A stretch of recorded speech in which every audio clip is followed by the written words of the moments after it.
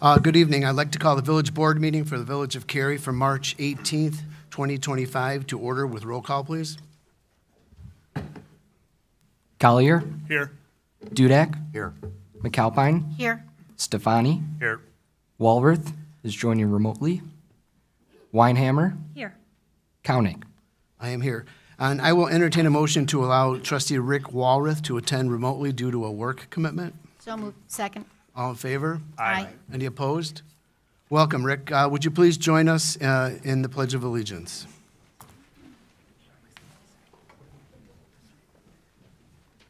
I pledge allegiance to the flag of the United States of America and to the republic for which it stands, one nation, under God, indivisible, with liberty and justice for all.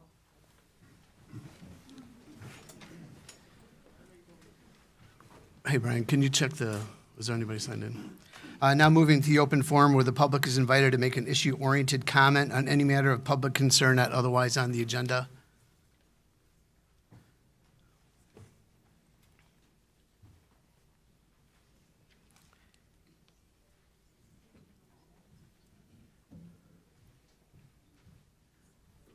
Thank you.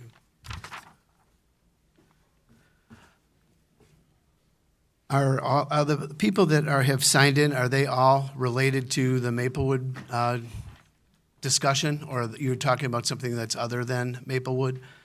Curtis Zimmerman, was your comments related to Maplewood?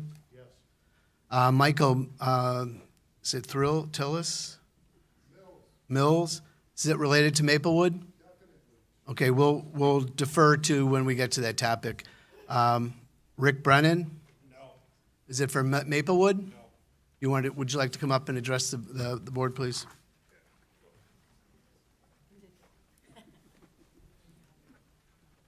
Hi, I've been here before, Rick Brennan.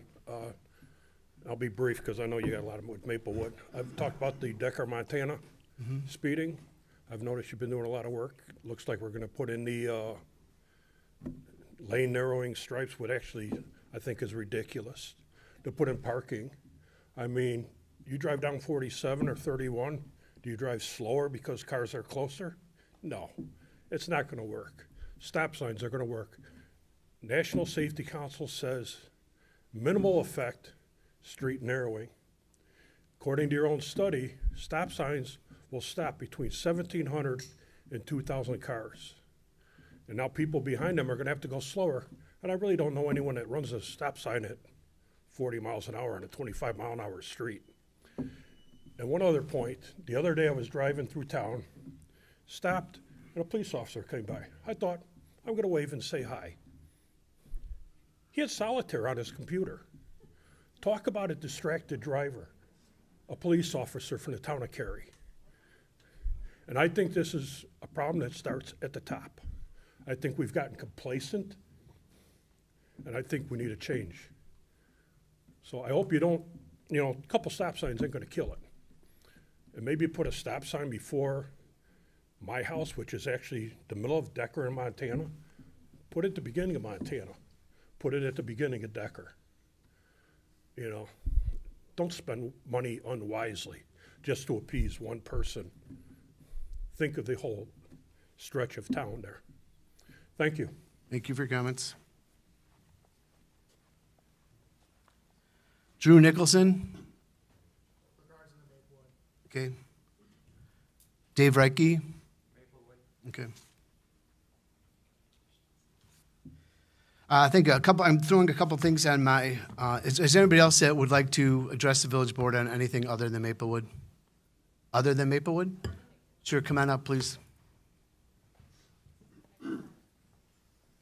Just please state your name and address for the record. Janae DiOrio, 207 South Wolf.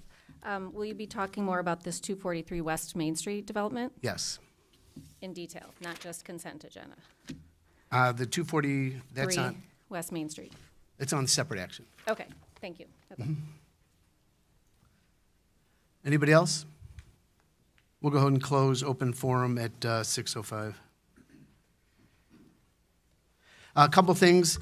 Little housekeeping things. I'd like to welcome Nick Radcliffe. He's our brand new assistant village administrator. He joins us from a stint in a couple of municipalities, most recently from Marengo. He was the successful candidate from over 120 applicants. So we're thrilled that he's here. He's going to be a great part of the team, and we're happy that you're here. So thank you for joining us. Second, I'd like to thank the staff for an excellent budget workshop. It was very well done. I think that as much as that we have going on and the revenues that we have are put to good use, and it's due to the continued fiscal responsibility that's put forth. So thank you. The board did a great job. And a special shout out to Community Development Director Brian Simmons for helping put on an outstanding Mayor's Roundtable. We had a sold out crowd that was catered by Galati's this year. We kind of rotate that around, so it was fun talking about the things that are going on in the municipality to our business community. So thank you for that. All right, moving on to regular business, I will entertain a motion to approve consent agenda items A through I as shown on the village's website and is displayed on the video monitor during the village board meeting. So moved. Second. Roll call, please. Walworth, Stefani, Yes. Collier, Yes. Weinhammer, Yes. Dudek, Yes. McAlpine. Yes. Thank you. Moving on to our items for separate action. The first one, I will entertain a motion to approve a resolution entering into an incentive agreement with Leo's 121 utilizing the Village of Cary's facade improvement and interior build-out grant program for the property located at 121 West Main Street. So moved. Second. Community Development Director Simmons, please. The item before the board this evening is a request for grant assistance through our facade grant program. This would be the fourth grant that the village has reviewed under this program. The proposed restaurant is seeking to open at the building located at 121 West Main Street. Under the the facade grant interior build-out program, there's various improvements that are eligible. Essentially, any improvements that would be made to the space that are permanent to the space would be eligible for grant assistance through the program. In this case, the property is within the Central Cary TIF district, so the funds would be coming from the TIF for that project.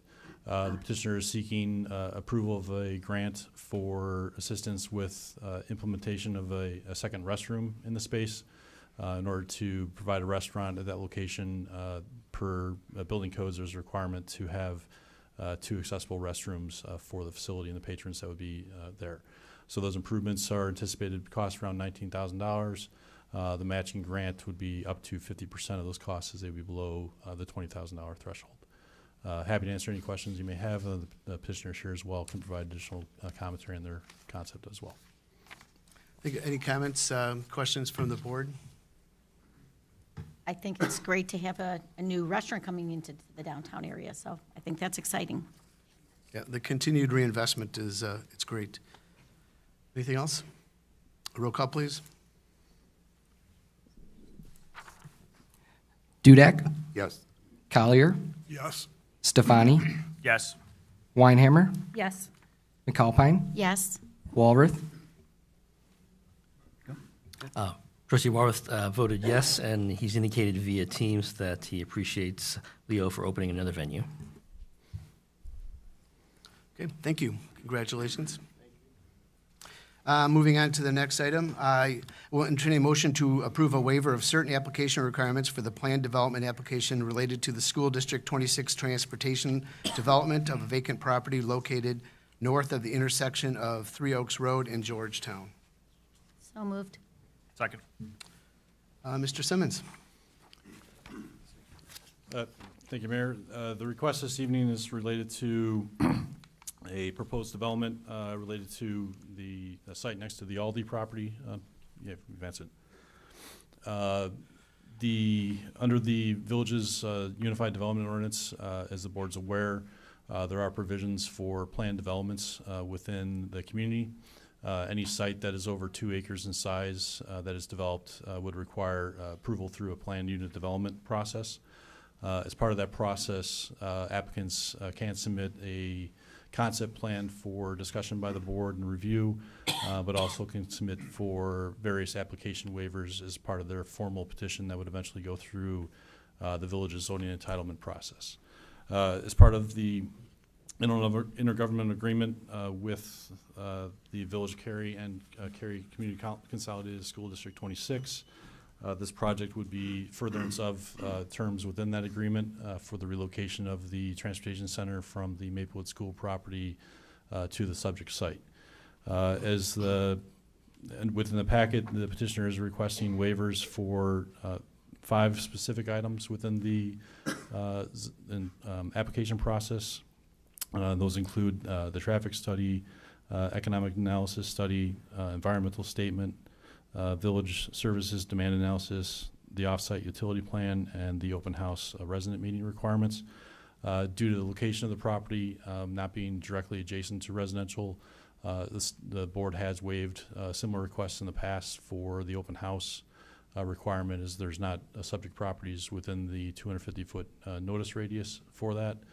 And also the other services, there's with the site in general, stormwater retention facilities were constructed for the entire Caper development, which includes the Village Hall Municipal Center and the site directly to our east here, where the stormwater retention is provided. As part of the plan, they are providing some additional stormwater retention based off current calculation methods. There is some additional detention will be required for the project, but no off-site improvements would be necessary. So staff is supportive of the requested application waivers as presented. Representative from District 26 is here as well that can provide additional testimony or answer any questions that the board may have as well.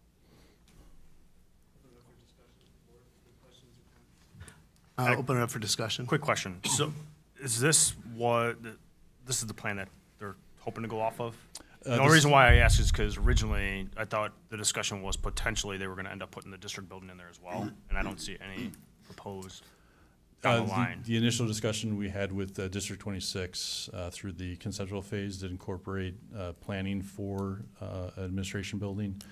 Through their additional finalization of the plan, that's not currently shown in the cell. So it would just be the bus transportation center and the maintenance building, and then the front portions, the 2 outlots created would be reserved for commercial development. That'd be lot 2 and 3? Correct. And the goal for the district is probably just to sell those off? Still? Per the IGA, those would have to be for commercial development, so they're to be sold for future commercial private development. Awesome, thank you. Any other comments, questions? I definitely agree with waiving the request based upon what the ask is and what they're building there. Thank you. Roll call, please. One moment. Trustee Walworth just had some input. He indicated that he agrees with waiving all requested items, and he appreciates Dr. White and the D26 board for working with the village to bring this much-needed improved facility for their fleet. So we do not have audio from him? The audio is currently not working. Okay, thank you. All right, anything else then? Roll call, please, Nick. Walworth? Yes. Walworth voted yes. Stefani? Yes. McAlpine? Yes. Weinhammer? Yes. Dudek? Yes. Collier? Yes. Thank you. Next, I will entertain a motion to approve a waiver of certain application requirements for a planned development application related to the development of the property located at 243 West Main Street. So moved. You're up again, Mr. Simmons. Be a recurring theme this evening. Pardon me? Be a recurring theme this evening. Yes, so. it is. So the request before the board here is, again, an application waiver request for a proposed planned development within the downtown area. The previous item that we discussed was for a site that was over 2 acres in size. There also are provisions within the Unified Development Ordinance that any sites that are zoned for B1 Central Business or the B3R Fringe Business District for any new developments would require also PUD approval. So although the site is under 2 acres in size, it will have to go through the PUD process as well. So the petitioners, in this case, are proposing to construct 3 additional structures on the property, which incorporate two. Somebody's probably leaning on the lights over here.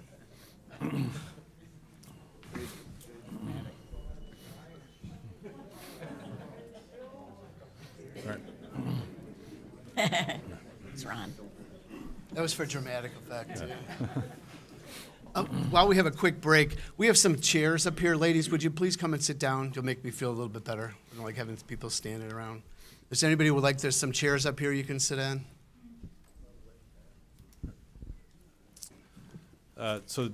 Proposal for this site, they're seeking to go through the plan development process for the construction of 3 additional structures, which would add 6 additional units to the property.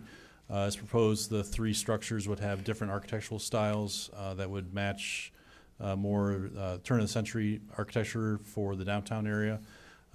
The proposed structures would have 2 dwelling units, 1 on each floor of structures, and would have front porches and access to Siebert Street.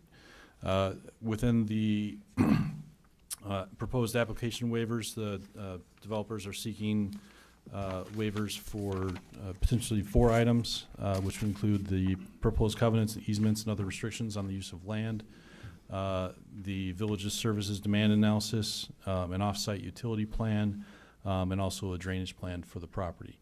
The off-site utility plan, staff is supportive of the waiver as there's no additional improvements that would be necessary to serve the development within the region from that standpoint. The drainage plan would be fine to waive through the zoning process, but obviously during the permit process, they still will need to comply with the stormwater ordinance for the village and McHenry County. So any improvements to the site and additional impervious would need to provide for those items. As this process, they're not asking for a waiver to the open house resident meeting, so before this would go through the zoning process, they will be hosting a open house to solicit feedback from the neighboring property owners on that standpoint, and that would be provided as part of the record for the zoning case when it eventually comes back to the village board.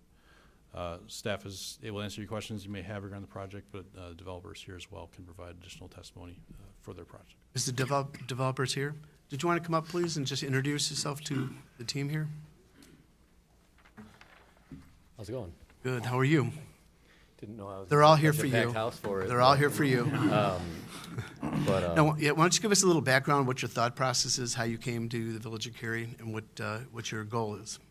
So I'm actually familiar with the Village of Cary through a friend of mine who works for the police force here. So it's been on my radar for quite a while as a nice place to live, just from his feedback, and we've been looking at potential properties for development, this one being unique as far as it having about 297 feet of street front on Siebert and being in the B1 district.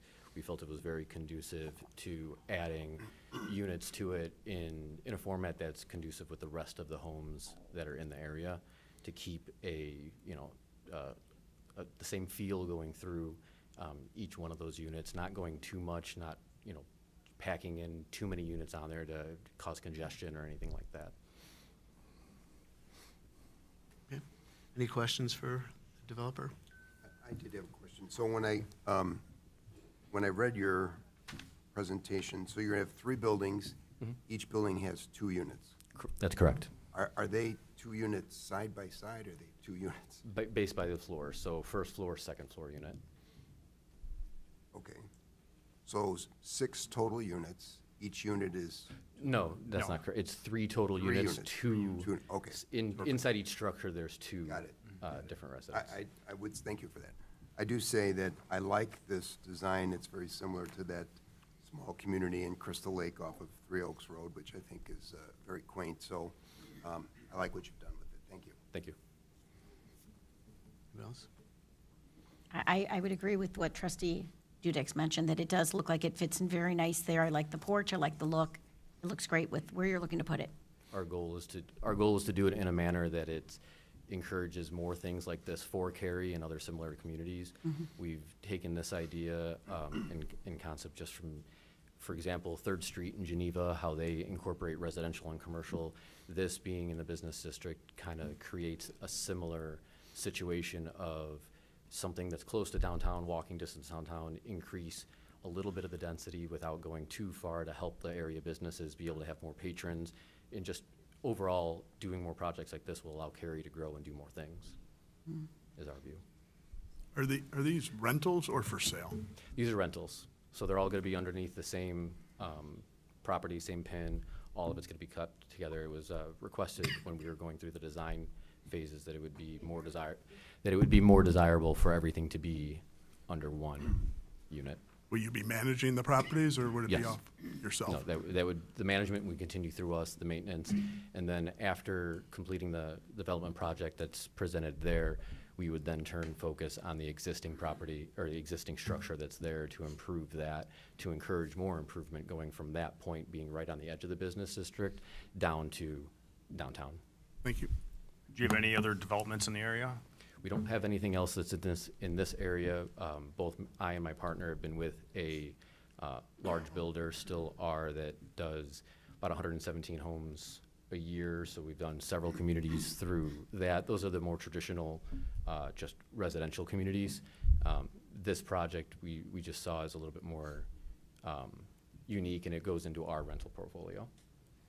And then management-wise, are you managing anything that's out there right now, or is this going to be the first one? No, under your this is belt? going to be the first one of this. We have a couple of other properties in the works right now, but this is going to be the first one where we're going to keep it completely and continue to manage that property, just because we like, quite frankly, we like Cary, we like the growth that's happening here, and we think us maintaining this long-term is a significantly better investment for Cary and ourselves than doing something that's just a flip, and where we can maintain control of what's going to be happening moving forward with it.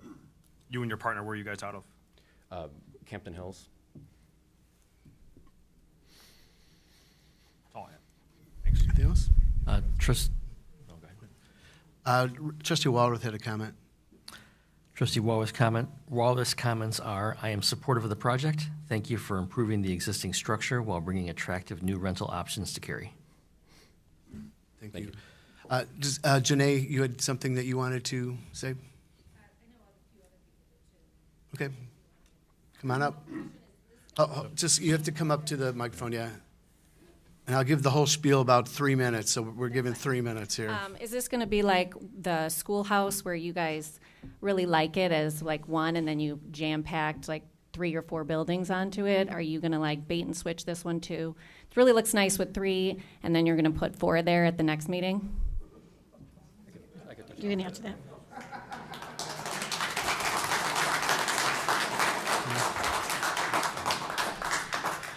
So to touch upon that comment, we've owned this property since September of last year, and we've actually been working diligently with the city since that time to come up with a plan. And the original property could support, just with its size, a significantly larger number of units, but it was expressed to us that is not in interest of the area, the design, the residents that are there. So we've modified this plan several times and reduced it significantly to something that we think from an outward appearance will just fit without it just screaming multifamily property. We want it to look like there's multiple homes, could be just a regular residential unit that's there in order to keep the look of the area. Okay, was there somebody else?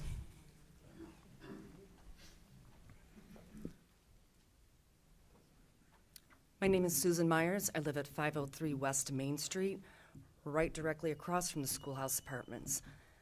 Our neighbors all attended the open house with the developer, and some of you as well. We were told a lot of things that were not correct at that time.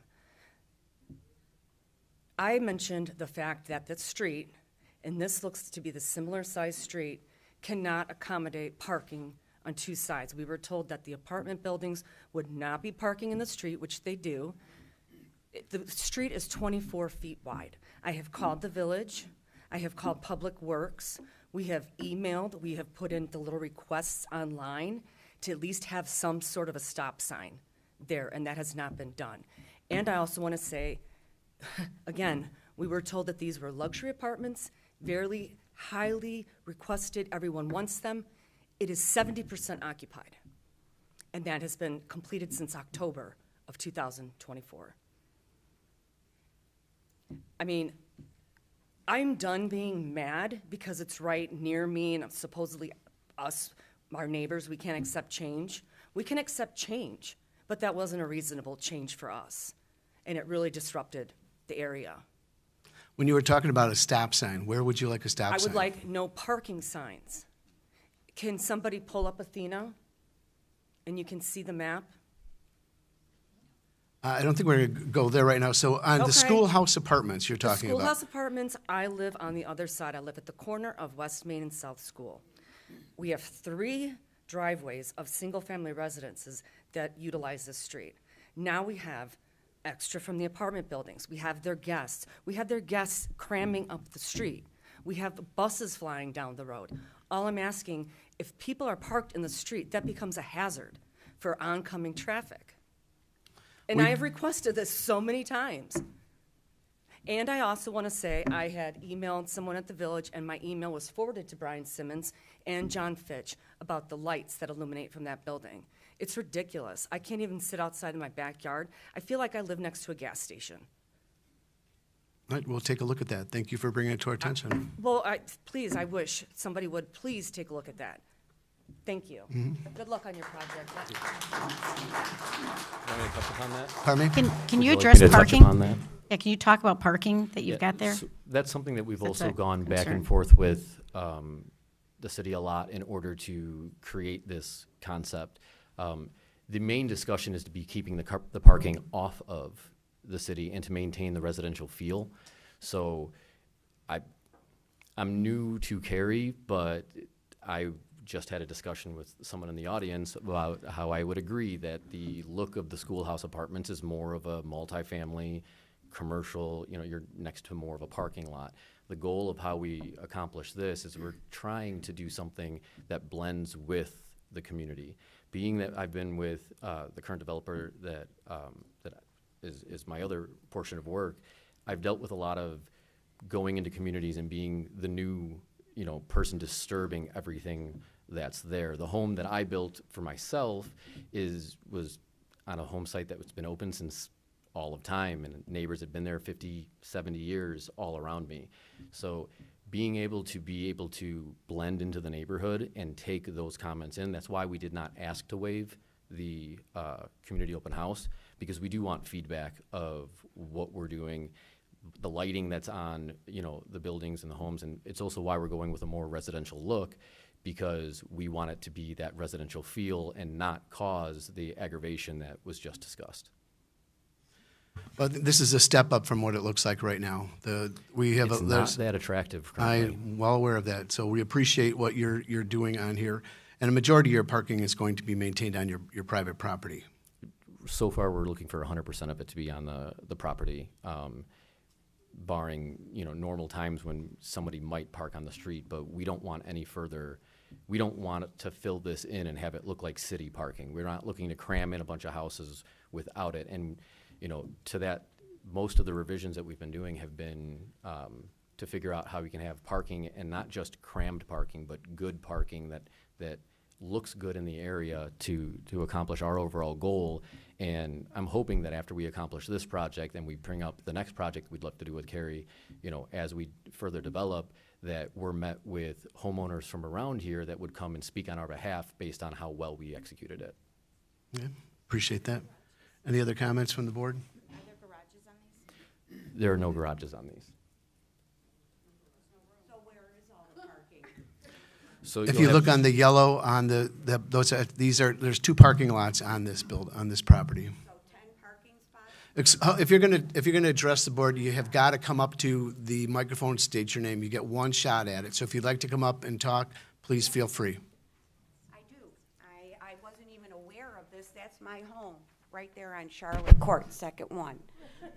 Okay? That's my home. I am blown away that that parking lot is going on Charlotte Court, right across the street from me. Could you state your name and address for the record? Mary Ann Twitchell, 102 Charlotte Court. Thank you. Okay, so there's 10 parking spots for each one of those buildings holds 2 families, 2 cars, and everybody else, where do they park? Because, Additional parking up at the top, so there's an additional 8 spaces, there's 18 okay, but spaces in that total. home is still staying, that rental, correct? Correct. Okay, and that has right now 6 people in that rental, because their cars are already parked all along Seabird. Okay, and now you're adding all these additional homes in here, and you're having another parking lot. I don't see where you're getting all that space. I'm sorry, I'm just blown away. As a homeowner there, none of us even were aware of this, that this was going in. Allison lives here too. She's blown away. None of my neighbors know of this. So I'm a little shocked, and I'm sorry that I'm not prepared to speak correctly to the board, but I'm blown away. So is that parking lot going to be lit? I'm done. I want to make sure that you understand I'm the sorry, process Mark. here, okay? I I want to make sure that you have a clear understanding of what we're doing here. I'm going to have Brian Simmons comment. You're going to be notified. This is one of the initial steps in this. He's got to go before the zoning board. Okay. And you'll have another opportunity to address the zoning board about your concerns. So, Yeah, so just to briefly highlight as far as the development process, so any proposal such as this would have to go through the village's zoning process, entitlement process, to receive zoning approval for a project. This is a preliminary phase where a developer can request waivers to what they would actually submit as part of their application that the zoning board would review. So it's a very preliminary stage as it's going through the process. As Mr. Delaney mentioned, there will be the open house opportunity that would notify surrounding property owners of an opportunity to come out and speak with the developer in a more informal setting as opposed to before the board, and provide feedback to the developer that they can then incorporate into any revisions to the plan prior to them actually submitting a formal application for the zoning board to review. So this project, as it moves forward, if the board approves the waivers requested today, we'll still go through that zoning process, have a public hearing that'll be scheduled. Public will be able to participate in that, and then that recommendation from the zoning board would be forwarded to the village board for final consideration before a project is approved at the site. did you want to discuss what the notification process is right now? From the notification standpoint, there's, for the open house, there's a general letter that the developer would mail out that goes to any property owner that's within 250 feet of the property. And then certainly any individuals outside that radius can also attend that open house as well.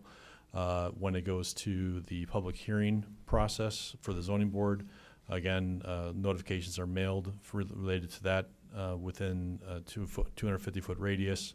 Any property owner within that distance of the property would be notified of the hearing. There will also be a sign placed on the property notifying of the upcoming public hearing, and then there's a notice in the newspaper additionally as well.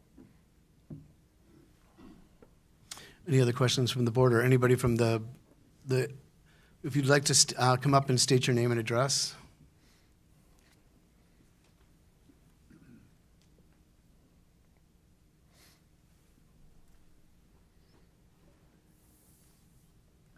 Tim Allen, 223 North School Street. I just wanted to ask, are we appealing to the same zoning board that did a last-minute about-face about the Maplewood property, making it so the school couldn't put an admin building there and couldn't put the ball fields back in? That was supposedly a done deal, and the next day I find out that Carrie's buying the property. Is this the same zoning board we're talking about? Yes, sir. Oh, okay.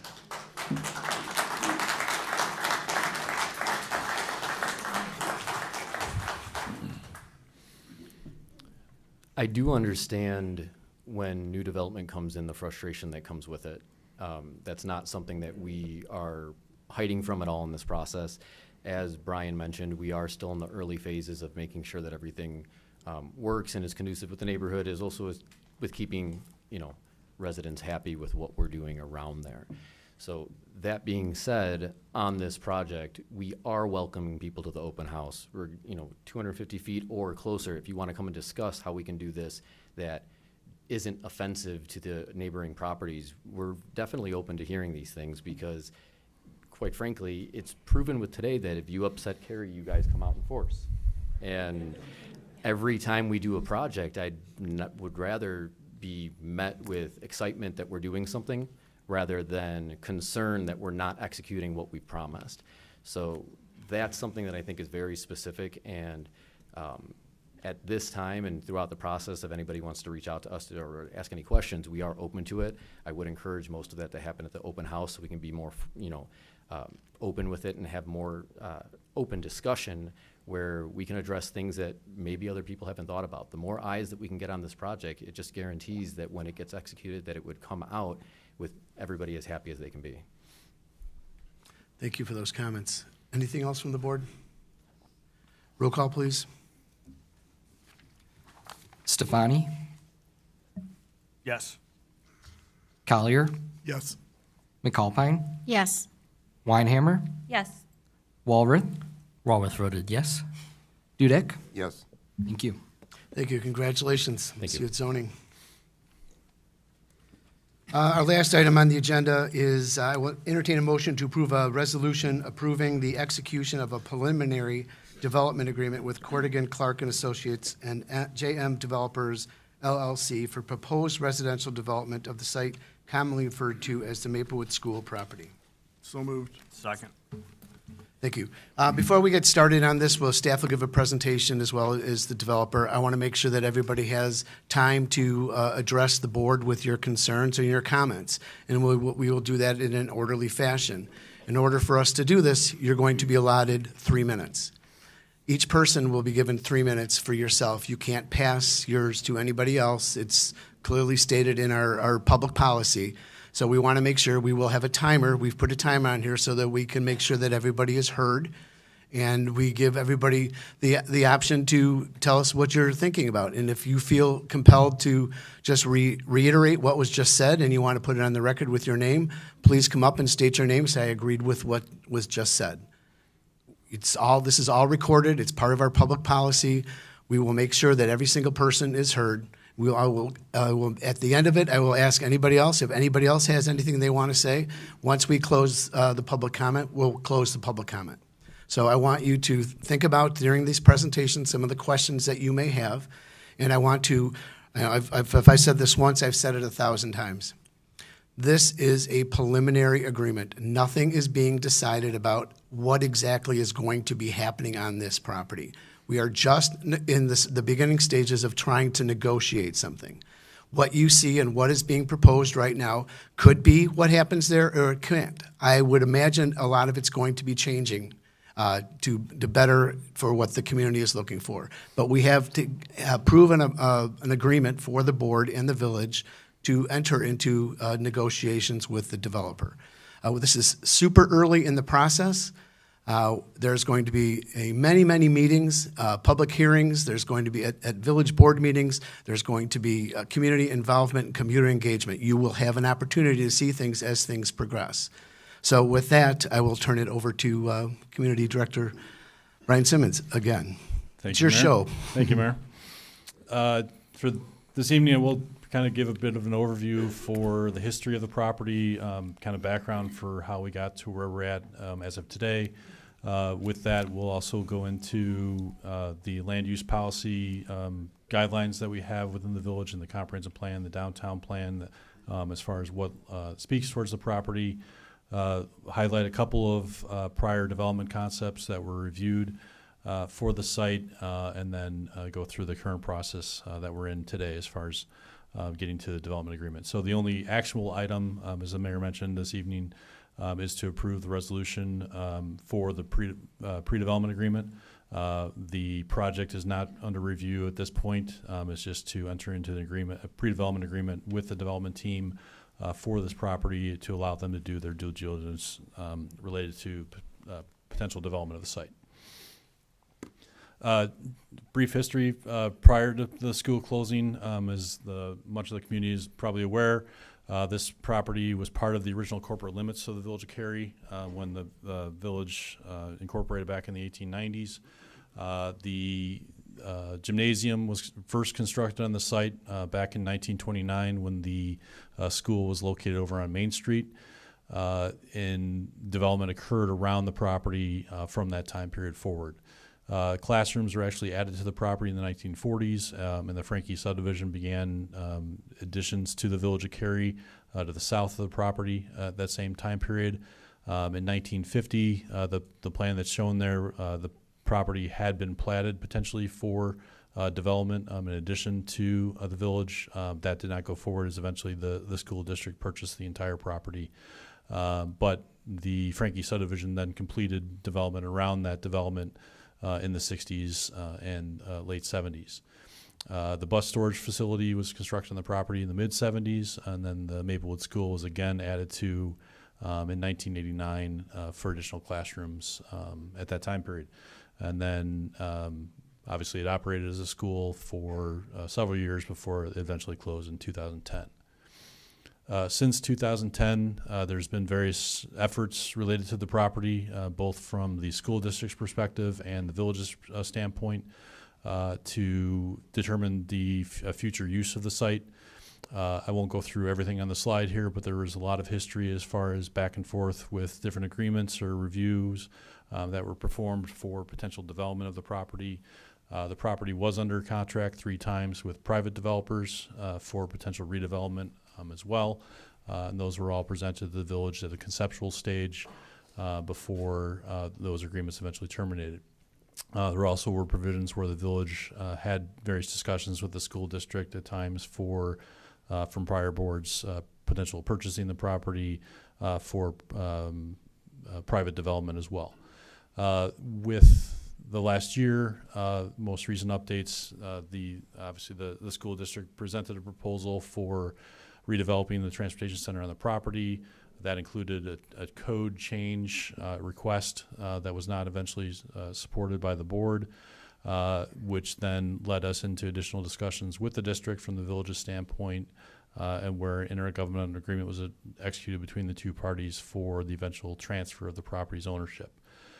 Through that process, it was the intent of the village to request development proposals to encourage private commercial development of that property so that it would be returned back to the tax rolls. Throughout the time period since the school is closed, the village has updated or has various planning documents that we've adopted. One of which is the comprehensive plan, which is a general guideline, a policy document that speaks towards future land use decisions within the Village of Cary. The most recent iteration of that is the 2015 plan, but there have been 4 iterations of the plan prior to that. It's a general planning document that looks at a 10 to 20 year period for land use decisions within the community, as far as what future growth or potential development opportunities there may be within the Village of Cary. Since the adoption of the 2015 plan, the village did go through another planning effort and adopted the Downtown Cary Strategic Plan. That plan is a very focused plan on land use matters, specifically within the downtown area. Essentially, it's a comprehensive plan for the downtown core of the community. So it has additional guidance for development opportunities or development decision-making within the downtown core area. The highlight of the comprehensive plan, the last 2 iterations did have language specifically towards the incorporation of multifamily housing units within the downtown core area. Both the 1992 plan and the most recent 2015 plan had recommendations for incorporating multifamily housing around the downtown core. Specifically, the 2015 plan had more language towards the Maplewood site on the subject property due to the fact that it was the first plan that was reviewed or approved by the village following the closing of the school. So prior to that date, all plans anticipated the school remaining within the community and operating as a school use. So the 2015 plan had a very high focus on the Maplewood property. It's referenced over 70 times throughout the document. Specifically has a concept plan, which is referenced here, which spoke towards the type of development. Not to say that that plan is for lack of a better term, a plop in place plan, as looking at the type of housing that would be appropriate for the site and what type of how the development should incorporate or buffer from existing single-family neighborhoods. So it looked at transitional development of density increasing as you get further away from the residential area, a mixture of housing options, connectivity of the existing neighborhood, park and open space being incorporated, and also the need for adequate buffer areas between existing development. The plan, as mentioned, does reference Maplewood several times throughout the document. There are various references here, but looking again for more incorporation of housing within the community and at the site. Again, trying to encourage multifamily housing, potentially single-family attached, and park space were the main elements that were desired for the site as part of the comprehensive planning process. Again, the downtown plan is a more recent plan adopted within the last 4 years. Again, speaks towards the development of properties specifically within the about a half-mile radius of the downtown train station. It was funded through a grant that we received from the RTA, but we had several open houses similar to the comprehensive plan for feedback on the plan. Has identified certain opportunity sites within the downtown core area for potential redevelopment or reinvestment, which includes the Maplewood property. This slide shows a couple of concepts that are within the downtown plan as far as what, again, potential configurations of development on the property could look like and how it would connect with the adjacent neighborhood. Similar to the comprehensive plan, there is a lot of text in the downtown plan, so there is guidance as far as what type of development would be encouraged for the site. Basically, are looking to include a mixture of housing types, again, such as multifamily, single-family attached in townhomes or row homes, potentially small lot, single-family residential units as well. We're recommending the plan. The plan looked at the site potentially being a generator for additional foot traffic for businesses in the downtown area, bringing additional residents in that would help support existing and potential future businesses within the downtown core. This slide shows the former or previous 3 proposals that the village had reviewed for the site dating back to 2015. There were, through the school district's bidding process, they had under contract a few times for potential development.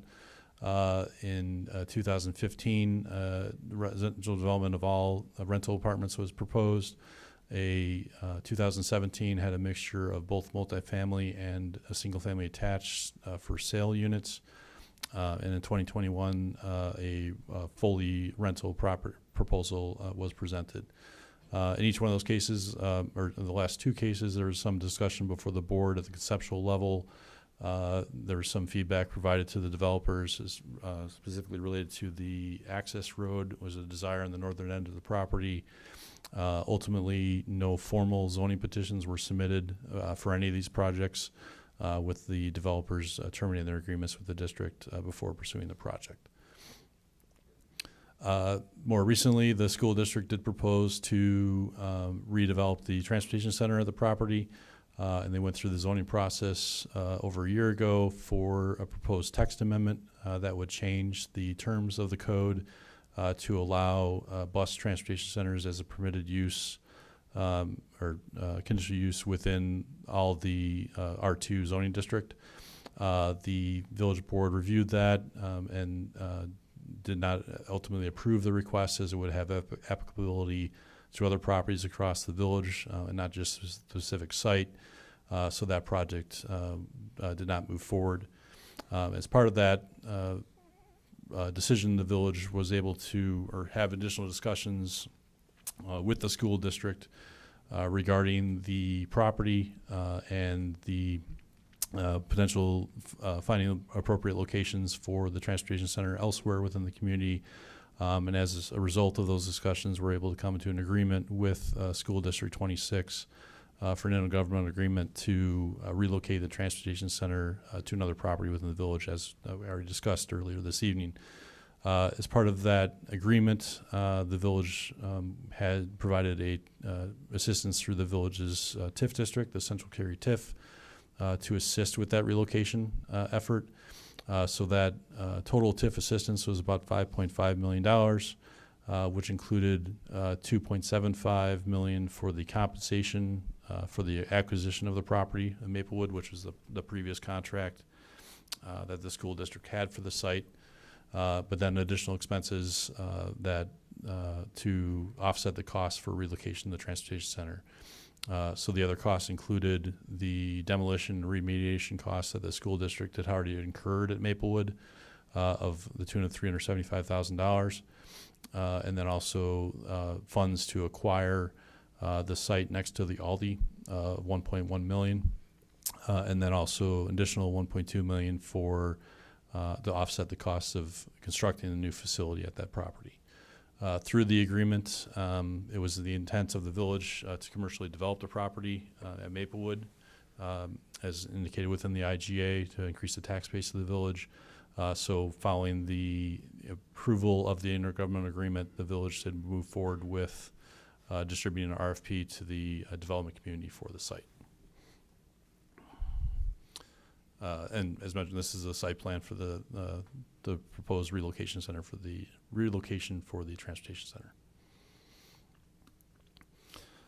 So with the execution of the IGA in August, the village went forward with the distribution of the request for proposals that was released in early September, and had a deadline for the development community to respond to those proposals by the end of November. Staff had several discussions with developers that had expressed interest in the project. Ultimately, we did receive 3 formal proposals that were reviewed by the village board in January. The village board, upon review of the proposals, did select a preferred developer. And since that time, staff has been having discussions in coordination with that development team on the proposed pre-development agreement before the board this evening. But also discussing parameters for the project moving forward through the due diligence period here, and also the entitlement process. The public is aware and the board is aware. The selected developer was a team comprised of Cordigan Clark, JTE Real Estate Services, Erickson Engineering, and D2 Capital Advisors. The concept plan is shown there, includes a mixture of rental units and owner-occupied townhomes on the periphery with a park and planned stormwater retention facilities. As this is just a concept of this place, the developer team, as they are doing more due diligence on the site, will continue to refine the plans, especially for items such as stormwater retention, to determine the adequate size of those facilities, and there may be changes to the plan throughout that planning process if those facilities need to be enlarged or modified based on the current concept as proposed.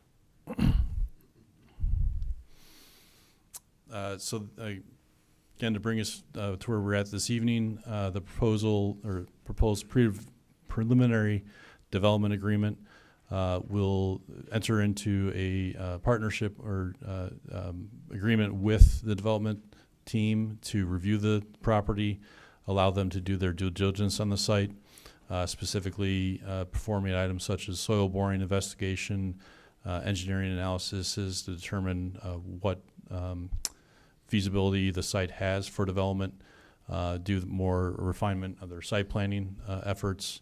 Would also allow for additional opportunities for public discussion and evaluation throughout the planning process. Can have additional community outreach efforts, again, with the public through open houses and different feedback to solicit feedback from the community to further refine the plan.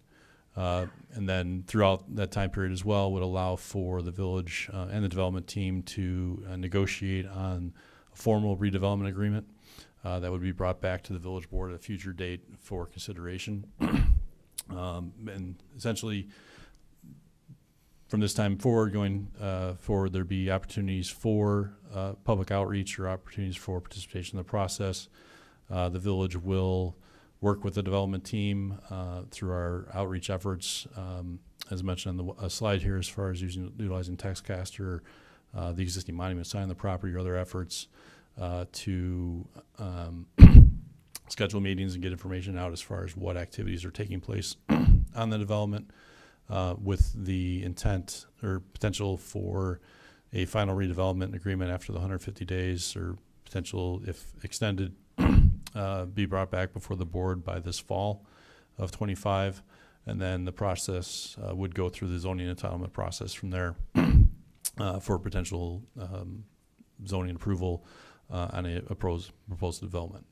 And then if approved at that point, likely would be looking at earliest development would be any permitting and construction activity would be in 2026.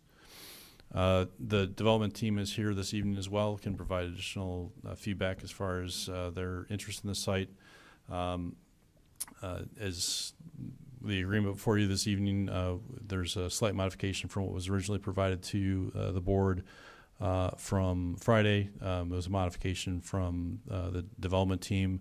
As mentioned in the proposal, there's a combination of multiple entities that are involved in the project, Corrigan Clark and Associates and JTE Real Estate Services. So the agreement does have the two main entities listed as the partners within the development, and from that standpoint, so the modification before you is reflective of that. And also, I'd like to note we did receive some feedback this week regarding some concerns with a potential issue with a member of one of the development teams. Staff is continuing to review that as part of the process and the agreement. That will certainly be things that we'll continue to review through the due diligence time period for the agreement. But as we work towards a final redevelopment agreement, that'll both parties will determine if it's an issue that the village wants to continue to pursue, or the development as well at the end of the due diligence time period, if both would want to pursue the project and enter in a final redevelopment agreement. With that, I'll be happy to answer any questions, and the developers here can provide additional feedback as well on their interest in the site. It would be great if the developer can come forward and kind of give an overview of what you see. You're like to really hope that you will delve into your community engagement, what you're looking for in the community engagement, and your next steps with regards to this. John Corrigan, Corrigan Clark Architects, with Michael Poulikitis from with part of the development team. We're extremely excited about the prospects of this project. Obviously, it has been attempted to be developed many times over the past decade. It has a very unique situation by being adjacent to the transportation system that feeds into the greater Chicago metropolitan area. And it has an opportunity to create a vibrant aspect inside the community. We also recognize the concerns that the community has, and by being a design-oriented development team, we are going to be enthusiastic to talk with community and work with community to develop a project that best fits Cary and is best for the community. And many people will have lots of input, and we will do our best to try to incorporate that information into a plan.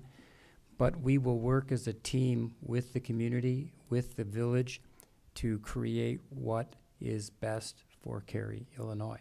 And we're extremely enthusiastic about being part of the team. We love the opportunity to do it, and we will work hard for you, and we will work hard for the community to make this the best project it can possibly be, and one that reflects your own personal values and not just an economic gain for the development team. The development team we'll work hard to make this a great project for everybody in the community. If I could, Michael Poulikitis. So, to Brian's last statement, I did want to mention, I was going to leave today, as of Sunday, I was going to leave today into the capable hands of John Cordigan, but because this issue came up, I did make arrangements to be here. So I do apologize that I do have a time certain that I do have to leave. My son made the NCAA tournament, and my only time I could fly out was tonight, so I wanted to be here for this. It's not something I shy away from. Over 25 years ago, there was a communication error with a client. Didn't affect the case whatsoever, but the registration committee had found out, had come to learn about it. When asked about it, I was more than truthful. And as a result, they basically came down with a ruling that said you can't do that, don't do it again. That was it, right? It's not something I'm proud of. It's something that I worked over the last 25 years. I worked every day of my life to be better, and I am better. My reputation, I believe, will precede itself. And what I do, not just in the community where I live, but in the communities where we do business, and that's something we want to bring to Cary. So I do. Again, I'm not looking at my phone because I'm texting. I'm looking at my phone because at about 7:30, 7:40, I do need to leave for O'Hare. I apologize. I'm available, as most of my business associates and other municipalities will tell you. I am available 24/7, and so I'm here to answer or say any questions. And to the point of community engagement, we'll go above and beyond. Understanding the importance of hearing the community and wanting to make it right for the village of Cary. Thank you. Johnny Poulikitis has got a 6'10" wingspan, playing for Yale University, and it's super exciting. Nice. Congratulations. Good luck. That's awesome. So we have the affirmation from the team that there will be a lot of community engagement. As I said before, absolutely nothing is being decided with regards to the actual development tonight. What we are approving tonight is an agreement with this developer that we can start negotiating on behalf of the Village of Cary, including all the residents and the board, so that we can start delving into all these things, picking things apart, figuring out what's going to be best.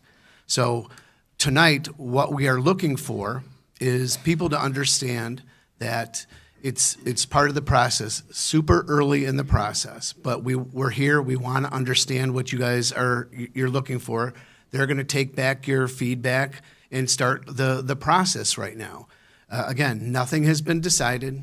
There is no preconceived ideas. We're going to, this is a plan that was just that they thought that would work in this particular area. So we will give it, if you look at a lot of the other projects, I know I hate to bring this up, but when you look at how we prevailed with the PedCore project, the Garden Place Apartments, that is absolutely nothing like it appeared at the village board. When we first got that project, we picked it apart, we did what was best, we condensed it, we moved things around so it would fit into the neighborhood. So let us begin our process. I want to hear what you guys have to think. We all want to hear what you have to say, and we'll begin the process now. Gentlemen, if you want to have a seat, I'd like to get some community. We'll work hard for you. Okay. And we'll start the community engagement. I'll start with the list that I have here, and then we'll continue to add on. Can we ask some questions first before we get them involved, or do you want to wait till after? I want to wait till after. I want to see if we can flush some of this stuff out. Got it. That's okay? Is that all right with the board? Curtis Zimmerman.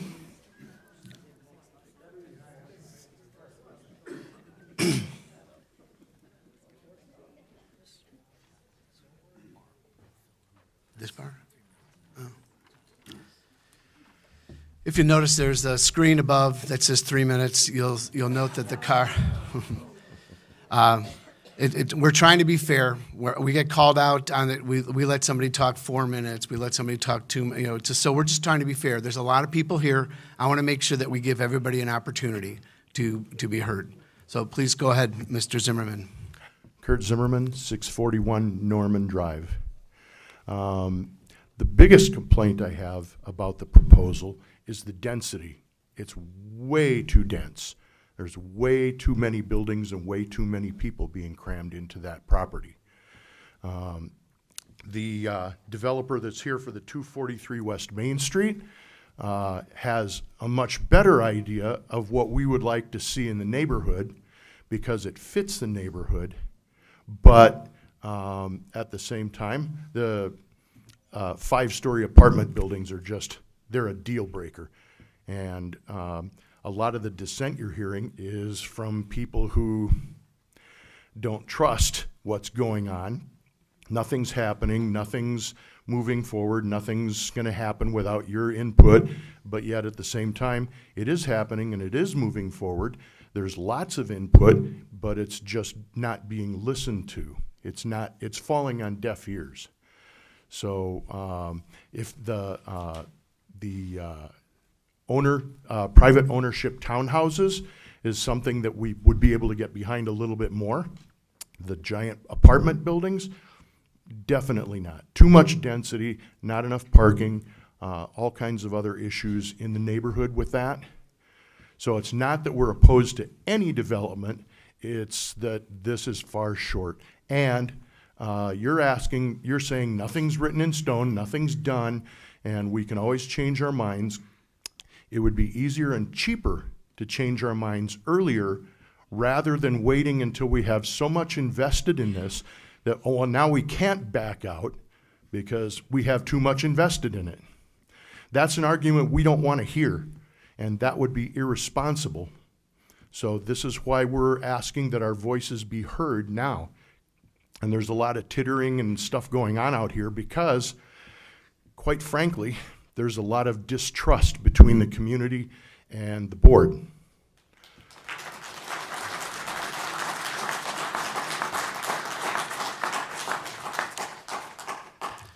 So we're saying things, but they're not being heard. And we're not being heard. Thank you very much. Thank you. Michael Mills.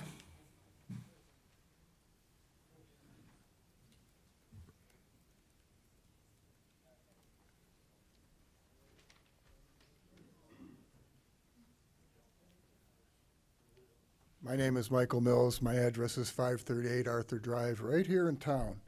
I don't think I'm going to say anything that hasn't been said before. Unfortunately, I usually come up here not very well prepared. But I do hear a lot of people not working together for the betterment of the community. I'm not against the development. I am against the fact that it just seems like instead of talking to the people, you're not, I'm not going to say you're not listening, but it's more persuaded to, we got to get something in this property. Single-family homes, I'd like that. Rental properties, people need. I'd love to see the school just raised and a park put in there for the kids in the neighborhood, which is what used to be there. Cary's landlocked. We'll get more businesses. What this gentleman proposed for the other area, I like the architecture. I think it looks great. What they did to the senior center is a white elephant every time I drive by it. So, again, I'm not saying anything new, but I think, without disrespecting anyone here, if I were to turn around and ask the people to raise their hands for who does not want a large development in that area of the Maplewood School. Mr. Mills? Yes, sir. Mr. Mills, this is directed to us. We understand that there's a lot of opposition here. Right. Well, what I'm getting at, sir, is what the other gentleman brought up. You can see that you can't go by majority rules anymore here, or in most cases. It doesn't matter. It's the power that has the authority. But if they're listening to us, they maybe will understand our point of view. And again, to develop that property, fine. A park, I think I'd love a park, but maybe that's not a great idea. But for people to come in there, townhomes ownership, that's where my mind keeps going. People who buy generally have more invested in the community. When we built the house here, Cary had 4,004 people. I can never forget that sign, and they pound people in here. It's grown, and it should, but it has to grow so that it's good for everyone. I don't care if you live right in the immediate area, and I do, or you live somewhere else in Cimarron or Greenfields, whatever the communities are. It's got to work for the whole town. And if they're not going to listen to the majority, well, then I'll go back to what the other gentleman said. It seems like they're not listening to us. It doesn't matter. And it should matter, because I think we all want what's good for the town. That's not hard to understand for any of us. Okay. Thank you for your comments. We are listening. That's why we're doing this. I appreciate that. The fact that they're going on and on, I'm not done. The fact, and that's rude. Could I'll you, use all that right, term. we're going to keep it to the 3 Okay, minutes, thank please. you. Please sit down. Thank you. Drew Nicholson, please. It's Drew? Okay, thank you. Dave Reiki? Thank you. All right, these are the only ones that I've had sign in, so we're going to try to do this as methodically as possible. What I've done in the past in large crowds, I kind of go row by row and ask you to come up if you have something to say. Please come up and say your name and address. You will be given 3 minutes. If you just want to say that you agree with what's being said, or you have something that's completely different, we want to hear. We're, contrary to what's been said, we are here on your behalf. We're listening to this. This is a brand new process. We are going to be rolling this out. There's going to be a lot of community involvement. So give us an opportunity to prove what we're doing. So we'll start up here. Anybody in the first row over here have something that they'd like to say? The second row? Pardon me? Said I agree with what's been said. Thank you. Next row? The third row? Fourth row? Fifth row?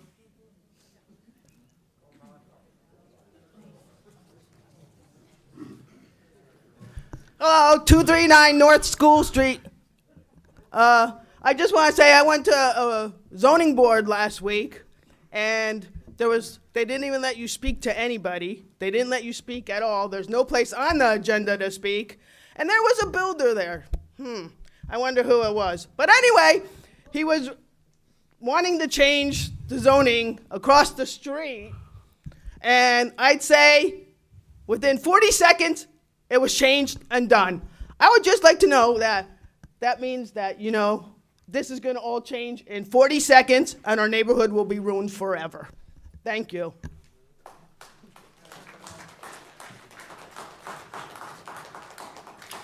Does anybody else in the fifth row want to say anything? How about the sixth row? Oh, fifth row. Come on up, please. I don't need to. I just want to say I agree with everything that the first person said. Okay, could you, we're on the public record here, and if you could just state your name and address for the record, please. We want to make sure that you're... Diane Chesky, 150 Mary Lane. Thank you. We'll go to the sixth row.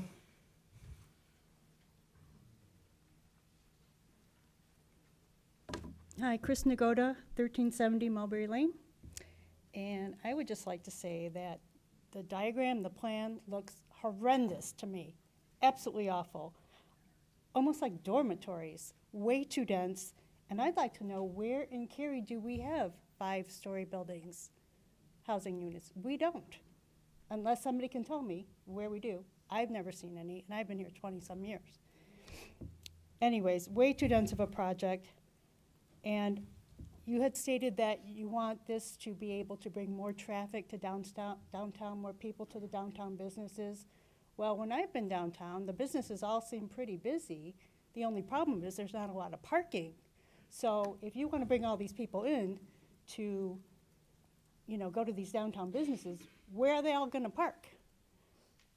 And it's just such a shame. I mean, like I said, it looks horrendous. The Maplewood property holds such a special place in the hearts of many Cary citizens, and it deserves a much better proposal and a much better proposed use of space than what's being presented here. Thank you.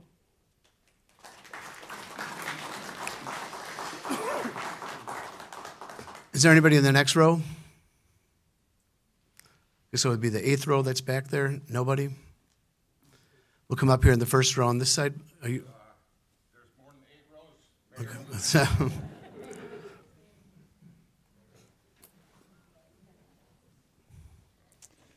Bill Rietveld at 551 Krenz Avenue. Krenz. A question for the trustees. Who is the closest residing trustee to the Frankie subdivision? Nobody wants to fess up living close? Okay. To the contractors or potential developers, I believe you could get points if you design low density, a big park. A park, they say, that's for the neighborhood, but it looks like it's going to be for the new development. Maybe restrict parking. Think about one-way streets. And if I may, with all due respect, Mr. Mayor, listening, you said earlier, we are listening, but we see a lot of times that the actions don't indicate that. It looks like things are already, decided, set in stone. The Village of Cary and the zoning board, they basically got the school board over a barrel. And they had no place to go but to get rid of the property. And now you have it. And now you have to decide what to do with it in the most effective way. The comprehensive plan that our esteemed Mr. Simmons refers to, it changes. He says it changes. Well, it needs an update considering what you see here with the property in question. For the people behind me and some of you in front of me, I went to high school here, graduated in 1974. I was the SOB at the mink farm, the son of the boss. I've been through this before, and you know what? It's the same old story. My time is almost up.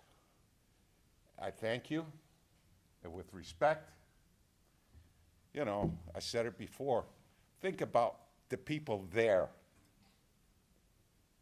Okay? Think about where you live now.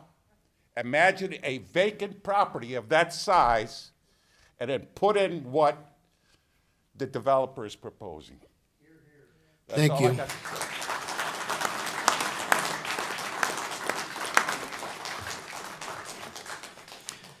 I'm going to go to the next row, and then I'm going to go around the perimeter of the building. So the first row here, anybody have a comment?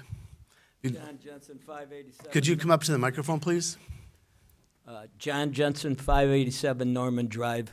I agree with the last gentleman. Thank you. He had some very good points. Next row is the developer. The row after that, oh, I'm sorry, you're not the developer? No, I'm not, because you missed You're, me. I'm short, but. Well, I was going to, our reporter's here, and I didn't want to call her out. She's not going to say anything. 1387 New Haven Drive, Ginny Palumbo. Ginny, since you had it wrong the last time I was here. So here's the problem with these big, huge buildings.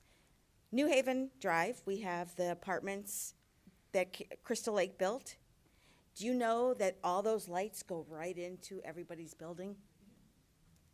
It is like a parking lot back there.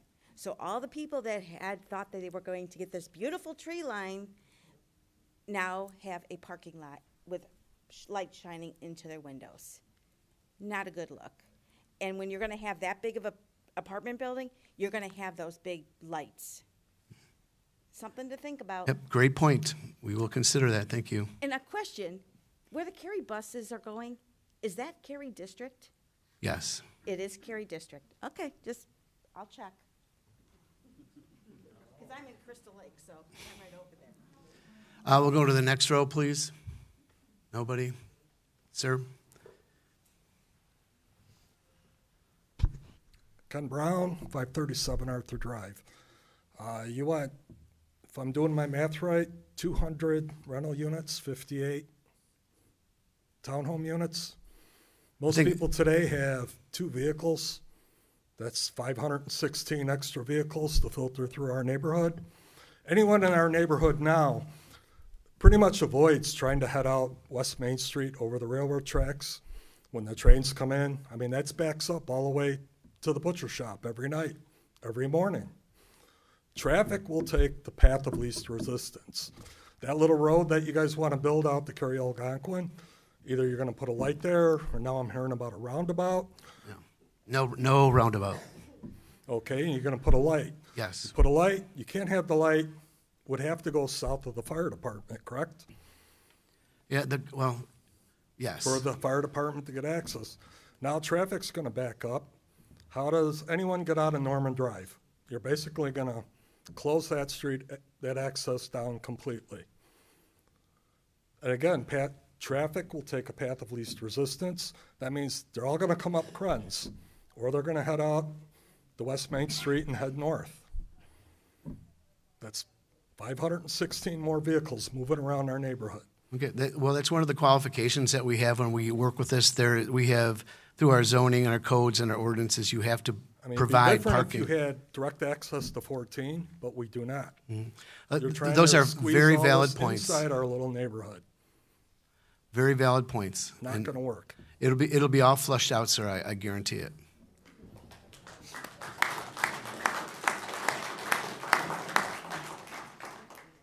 The next row. Row after that. Row after that. Final row over there.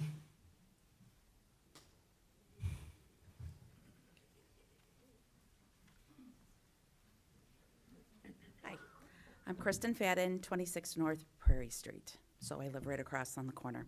My husband and I, we moved here 24 years ago, raised our children here. Maplewood was very important to us. My question is, because of course, when people go into the school, because they do, they get into, have access to the school right now. We've been calling the police and they come and they shoo them away or whatever. Before you guys bought the property, I would call the school district if they didn't plow the sidewalks or, the bushes weren't cut, those kind of things. I want to know who's in charge of that now, because the bushes look horrendous, definitely not up to codes. There's bricks right outside the door of, not the gym door, but the next door over. That could be very dangerous. I know that there's a lot of broken windows that have been boarded up, so I'm very concerned about all of that. Again, coming to this project, I know I've been at many of the meetings before when we had the other people, the other companies.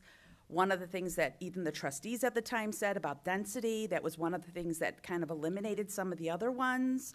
And this one is pretty much the same density as the other ones. Even when they showed the different ones, it's exactly the same density. So I'm very concerned about that. I live on Prairie. I'm the only house that faces Prairie, North Prairie, not South, but North. My block is a half a block. I'm very concerned about the traffic. Eventually, hopefully, I'll have grandchildren, and they will be playing outside, and I don't want them mowed down by cars. Just like Krenz, the cars just fly through there now. If we put another 300, 500 cars, whatever it is, it's going to be a lot. I know you're talking about putting that other street in there. I understand that. But I'm very concerned because, again, they're going to come right down our street. I'm also concerned about the house that's diagonal from me, the house that's right across the street from the gym. It's a one-story house, and I would prefer that nothing huge is going to go next to them because, it's a very tiny house, and I don't want them to have to move because it's too big. And then just the other thing that I had brought up way back when, I just want to kind of revisit that. I really would like to have a park that our neighborhood could use, because our kids don't have one, especially with the school. You know, we always Sure. had the park there, but now it's gonna be gone. So something that we could be using also. I understand it needs to be developed. Do I want huge apartment buildings? No, I don't.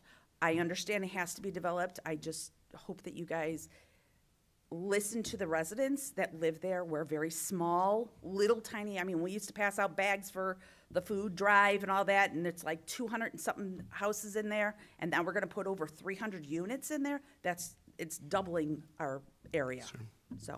Appreciate it. Just for the record, there will be a park, and it will be a public park. It will not be just for a potential development. There will be a park, and I believe the board has been pretty steadfast in that it will be at Krenz and School Street. Well, there will be a new park there. And the last row?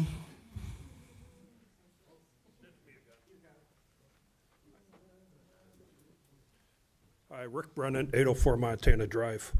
I live on the other side of town, but I get what they're talking about, all the traffic. I do at times drive a bus, and trying to get out, you're gonna put 500 extra cars in that neighborhood. You got the preschool over there and you got Main Street. You try to get a bus out on Main Street coming over that hill, it's impossible. And you know, you got a bus full of 50 kids or 30 kids back there. That's scary. You know, you guys really need to think of what you're gonna do with this traffic. I mean, 500 cars is a lot of traffic. And lane narrowing isn't gonna help Main Street.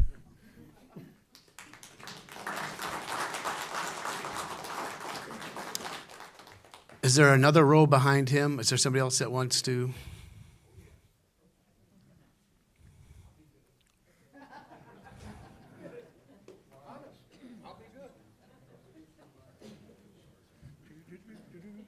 Hi, I'm Kevin Miller, 525 Alita, at the corner of School.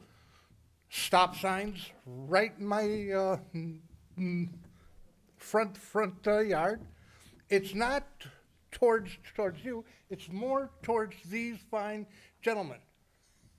All I ask is I don't want my house lit up. Okay. Hey, don't go outward, go downward. That's all I'm asking for. Don't light up my house and my yard. I'll be happy. Thank you. Thank you. Is there anybody in that last row?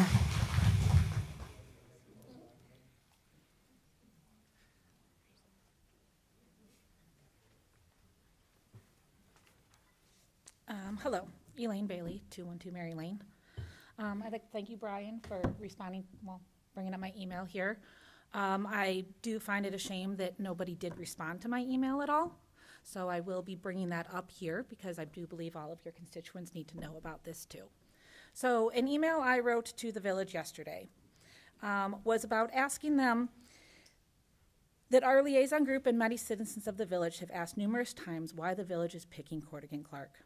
Thus far, the village has only referred to Cordigan Clark, JTE, Erickson Engineering, and D2 Organization.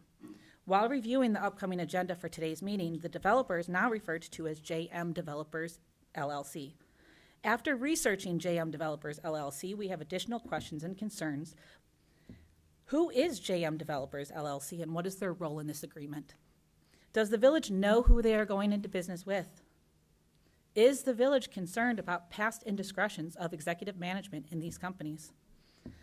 After further review of the executive management team with JM Developers, LLC, we have found disturbing evidence of deceit and misrepresentation.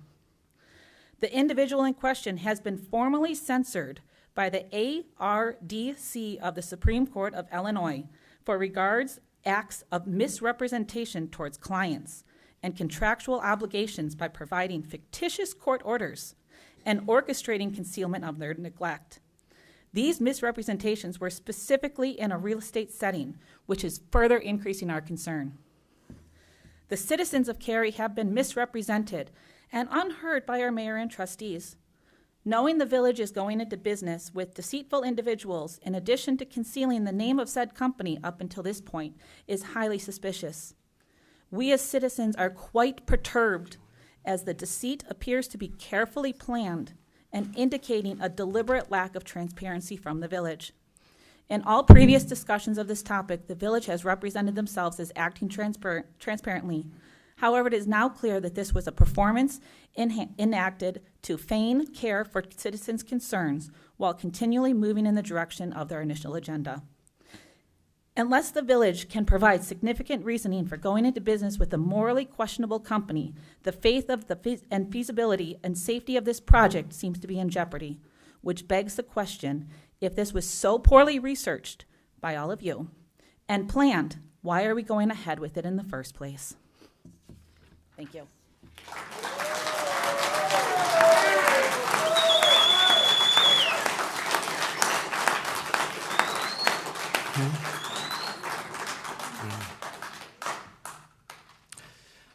Is there anybody else in that last row? We'll start over here. The Green Bay Packer fan over there. Do you have anything to say?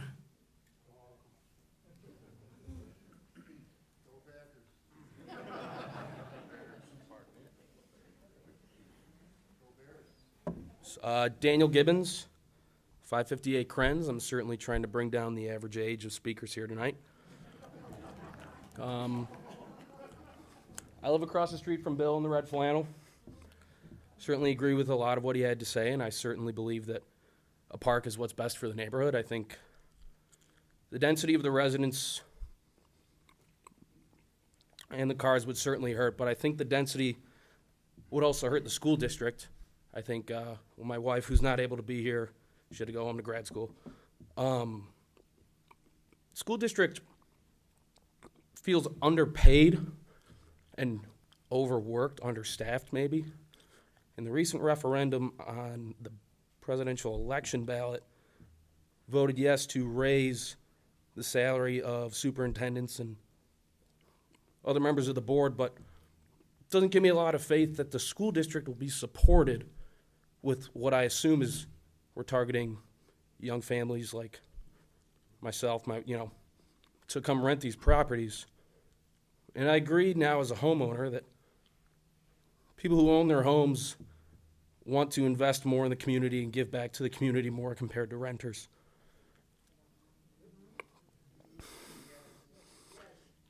I haven't spoken in public in forever, so I'm not really well organized.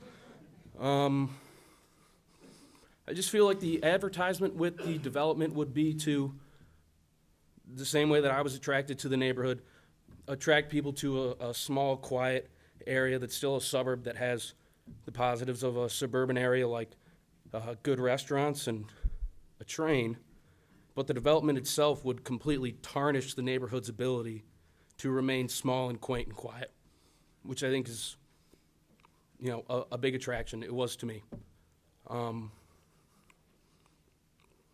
I definitely had more to say, but I'll give up the rest of my time. Thank you. Thank you.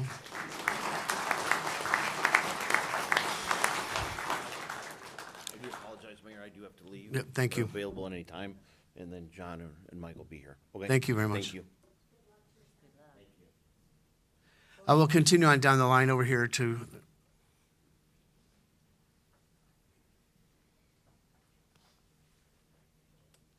Hi, Lori Anderson, 550 Arthur.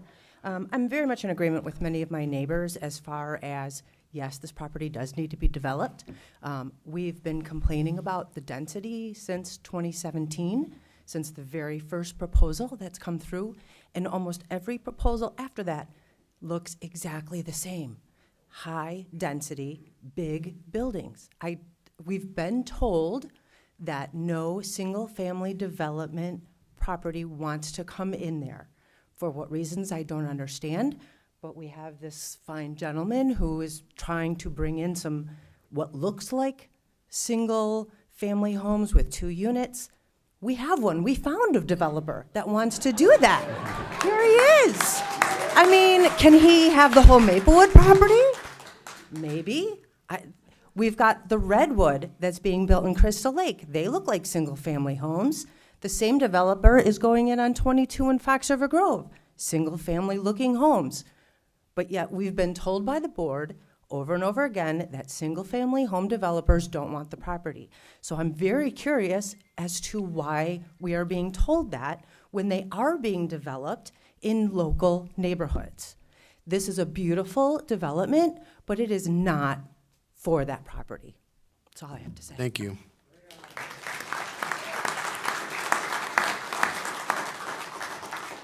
Is there anybody else back here on the back corner? Mr. Allen?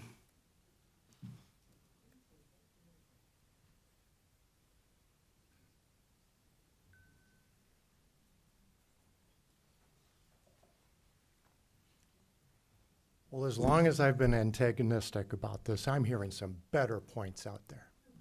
The lights. I back up to Maplewood School.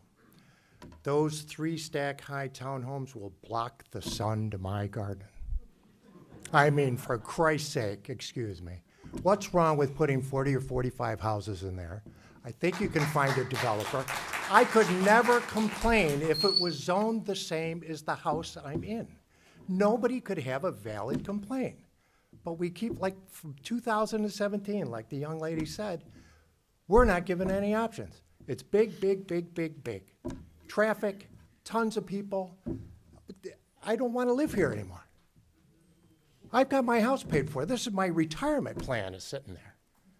And now I got to look across the way into somebody's living room. I don't know what's wrong with 40 to 45 single-family homes except a huge desire for tax money or something. You're doing it for a reason.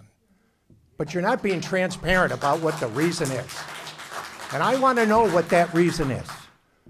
Why do you seem to have the zoning board in your pocket? Why is all this going through? Come on, think about the neighborhood. Anybody next? Anybody back against the wall?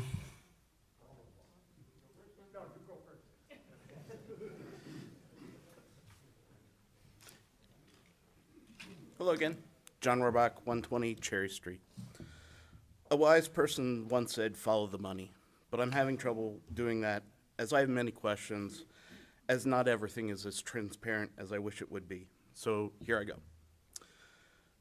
Because the property was owned by the school district and now the village, what is the equalized assessed value of the Maplewood property at the time the current TIF was established? A follow-up on that is, with the current proposed construction and pricing that is proposed, how much TIF revenue would the project raise for you?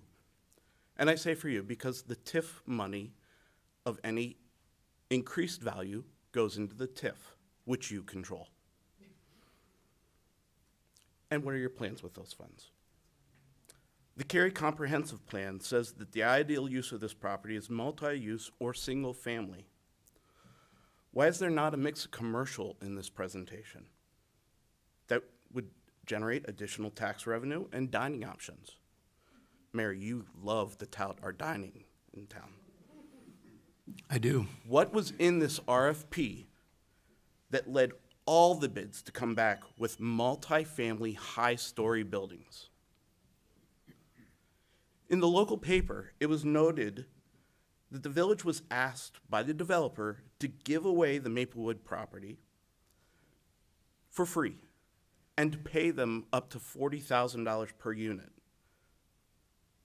Can you clear that up? Because it was in the paper, and I haven't seen anything against that.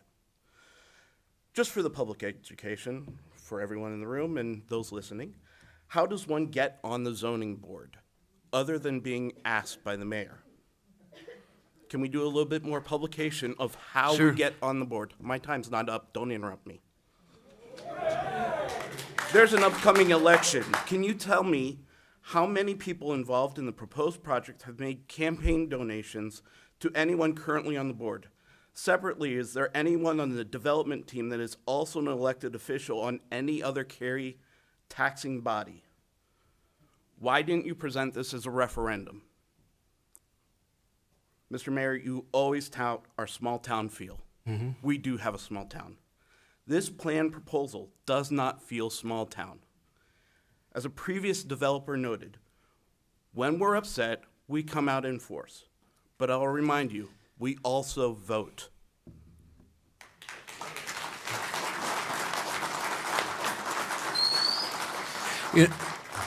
I'm going to hold on for just 1 second. I want to clarify something. There is no decision being made about the density or anything. This is why we're doing this. We want to hear what people want. You keep accusing us of making this, we've made a decision. We have not made a decision.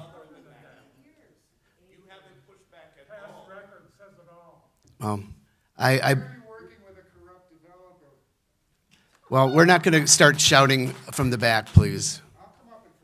No, we've heard from your 3 minutes. Well, all right, we'll continue on. The next gentleman, would you like to come up?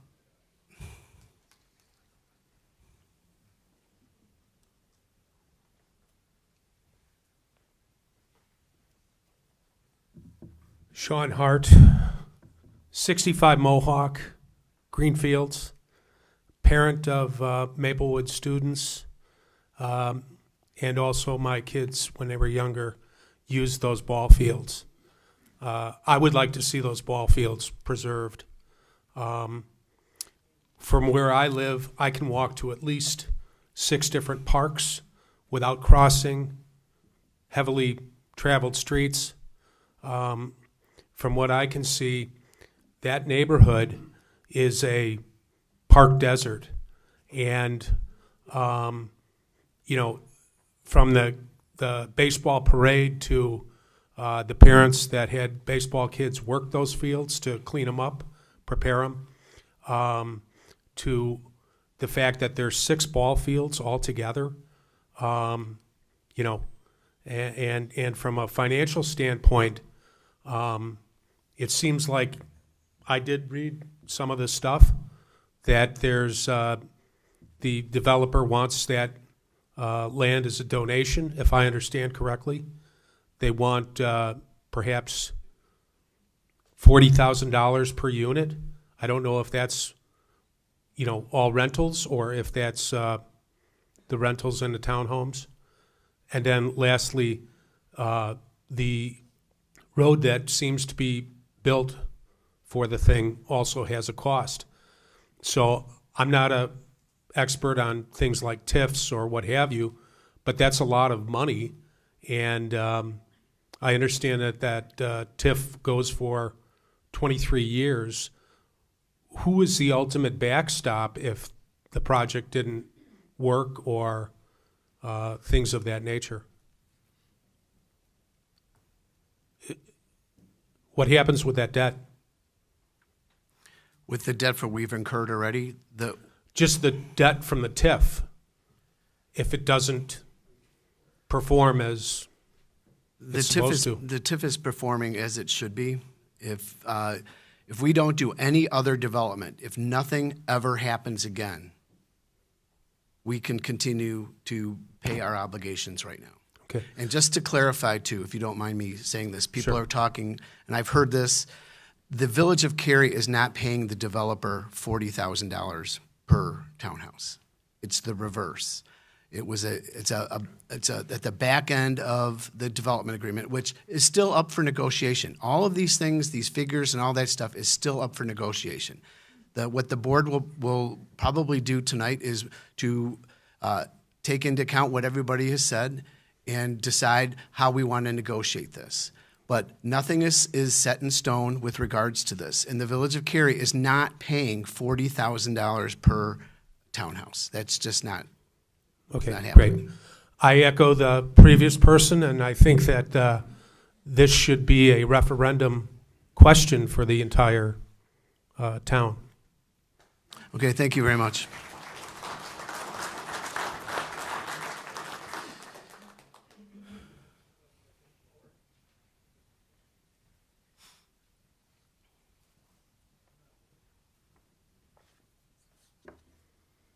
Paul and Gallinera, 575 Krenz Avenue.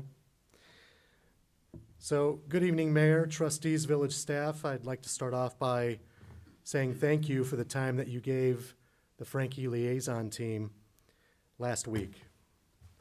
We had a couple of meetings. We had some good discussion. And I also want to thank you for the communication efforts regarding tonight's meeting. The big electronic sign, text caster, all that. We recognize all of that, and we appreciate the efforts. As we've been discussing this development opportunity, the continual message has been, and you've said it a number of times, Mayor, tonight, nothing has been planned yet, or no decisions have been made yet, or no designs have been improved yet. And we do understand all of that. Everybody behind me understands that. But I want to remind all of you that what we are reacting to is that what's in the initial development proposal that's been submitted. Now, I will admit the design within the proposal looks beautiful. I like it.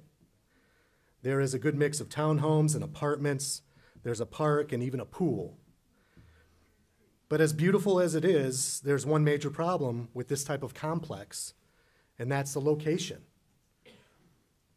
This complex does not fit within the current neighborhood, as everybody's been stating all the way up until I came up to speak. As it states on page 5 of the Downtown Strategic Plan, it states development of multifamily residential development compatible with the existing neighborhood is recommended. The current development, or any development like this one, is certainly not compatible. And on top of the compatibility issue, there's a high probability that this complex is going to cause many problems for the current residents within the Frankie subdivision, as well as the rest of Cary.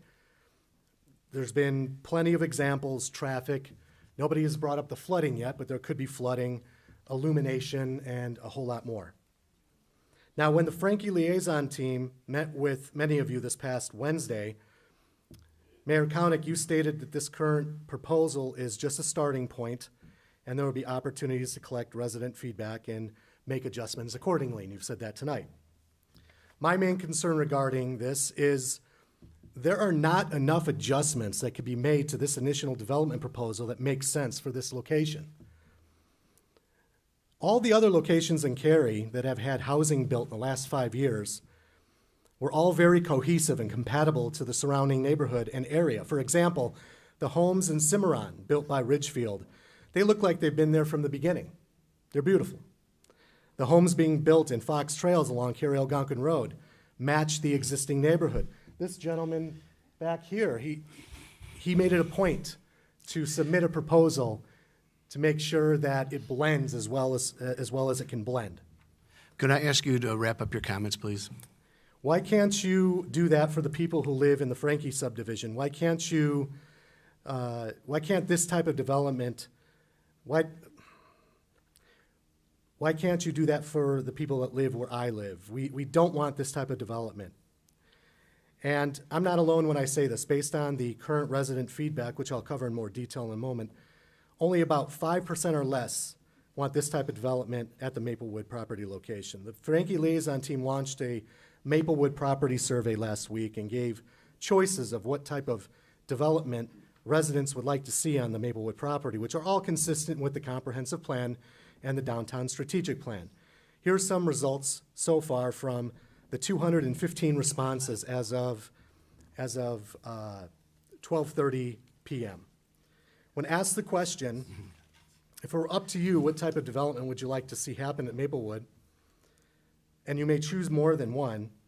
55.35% said they would like to see 40 to 45 single-family homes with a park. Mr. England, I'm going to ask you to wrap up your question. We will be more than happy to meet with you, as we have done in the past, to wrap up what your questions are. But in order to allow other people to have an opportunity to speak before us, we've tried to keep you to 3 hours. Mayor, I'm almost done. 30.7 said that they would like to see a town square with no stores and just a green space. 30.23% said they would like to see a mix of townhomes and single-family homes with a park. 25.12% said they would like to see a town square with a park with stores on the ground floor and residential above the stores, which is also known as mixed use. 23.72% said other, and they gave a list of what they would like to see. And then 2.79 said they would like to see 3-story townhomes and 5-story apartment buildings with a park.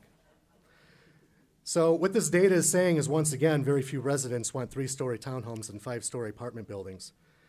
And please know that we used a well-known and respected survey tool, which has been configured to only allow 1 submission per device. So if you would, and I already sent that to you via email today, as far as the raw data and graphs. Thank you very much for your comments, Mr. Inglenaro. We're going to move to the next person, please.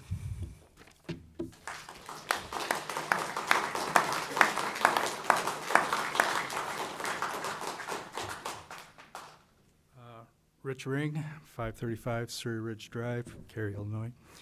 I didn't catch the lady's name who read the email. She indicated there's some nefarious dealings with this organization. And I'd like to see that ferreted out. I would ask you to table your vote tonight, wait till the next meeting so we can discern if there's credibility to these accusations, and if we should enter into a partnership with this. 30-day till the next meeting is not a deal breaker. So I ask that you table this vote tonight.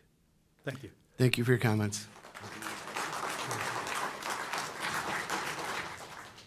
We have looked into the email.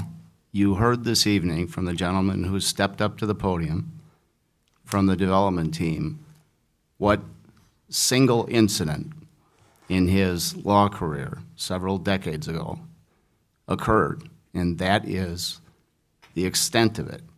What was alleged tonight is a gross exaggeration. Next, please.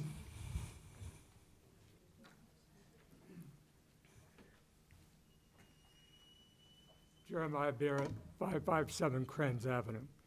I think it was very telling when you opened the comments for Maplewood discussion that you said we got to flush this out, because our perception is you take our opinion and flush it right down the crapper. So another thing I'd like to address is the liaison committee. I got that survey over the weekend. Why couldn't you have done that survey? Very easy to do. Even some old idiot like me can take their phone, scan the Q code, and fill out the survey. Why didn't you do that before, when you were zoning for the school board and negotiating with the school board to find out what the people wanted? It's our perception that you run this council as a rubber stamp, and everything's just approved and decided in advance, in total disregard of anything we want.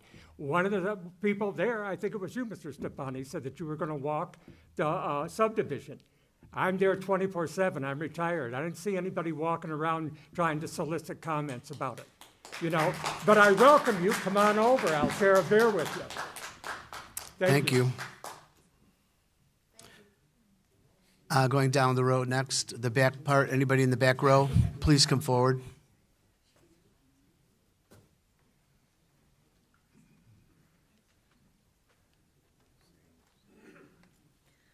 Samantha Rossdeutcher, 338 Krenz. I live on the little house on the corner.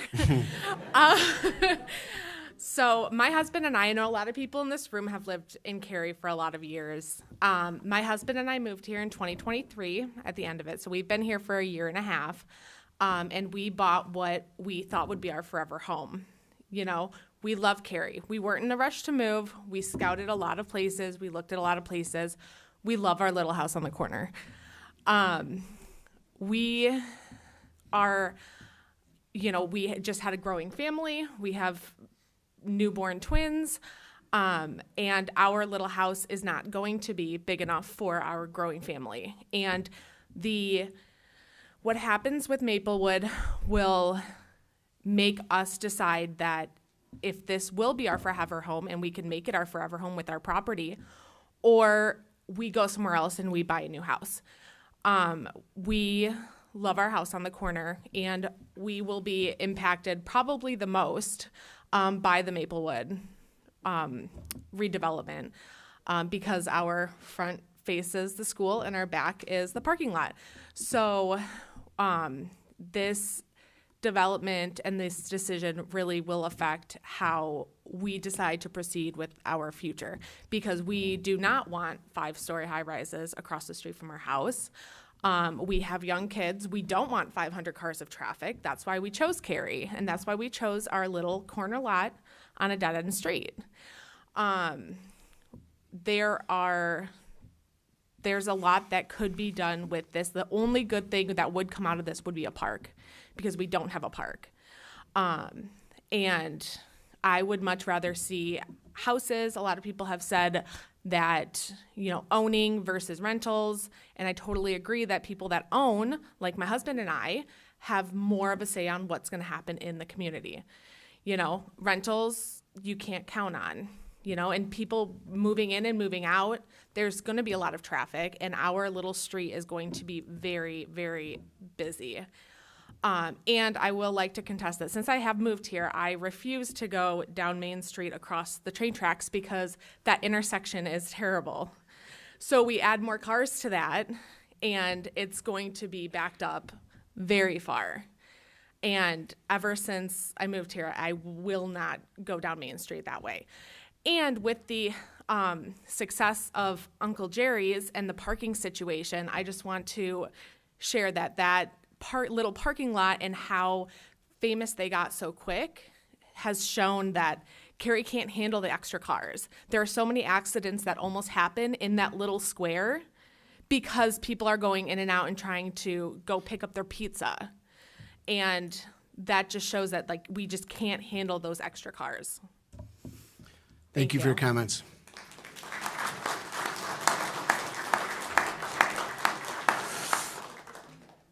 Continuing on this side.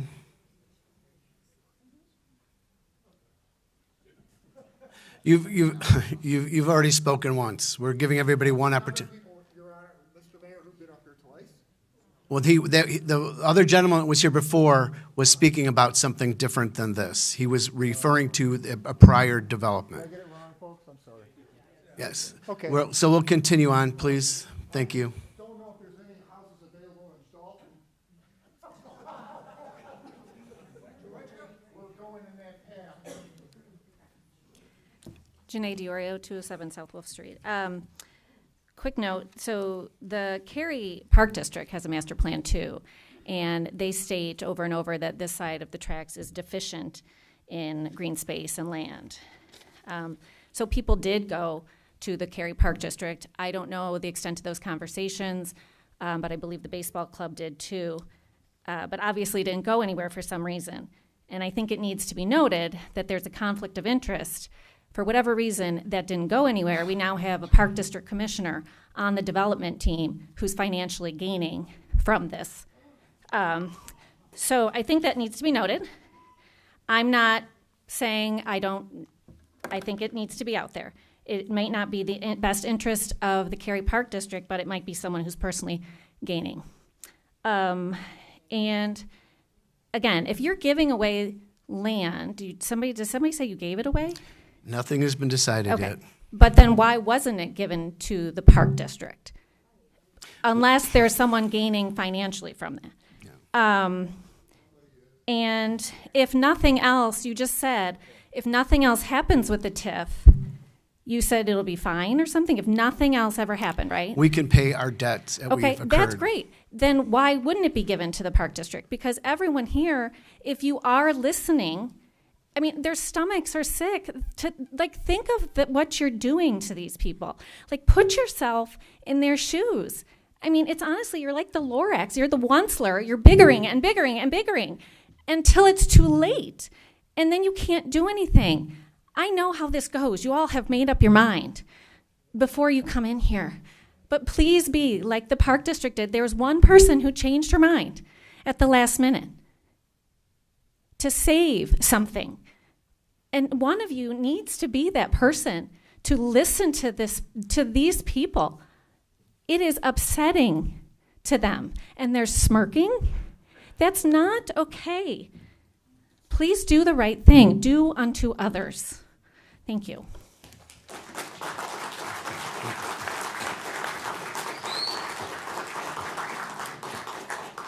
The young lady in the yellow shirt, do you have any comments? No. Next.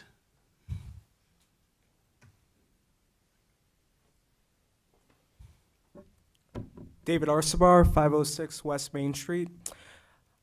My family moved here about 7 years ago, and every time that they were looking for a house, they started in Palatine, Barrington, further out, because they were trying to avoid exactly what y'all are rubber stamping.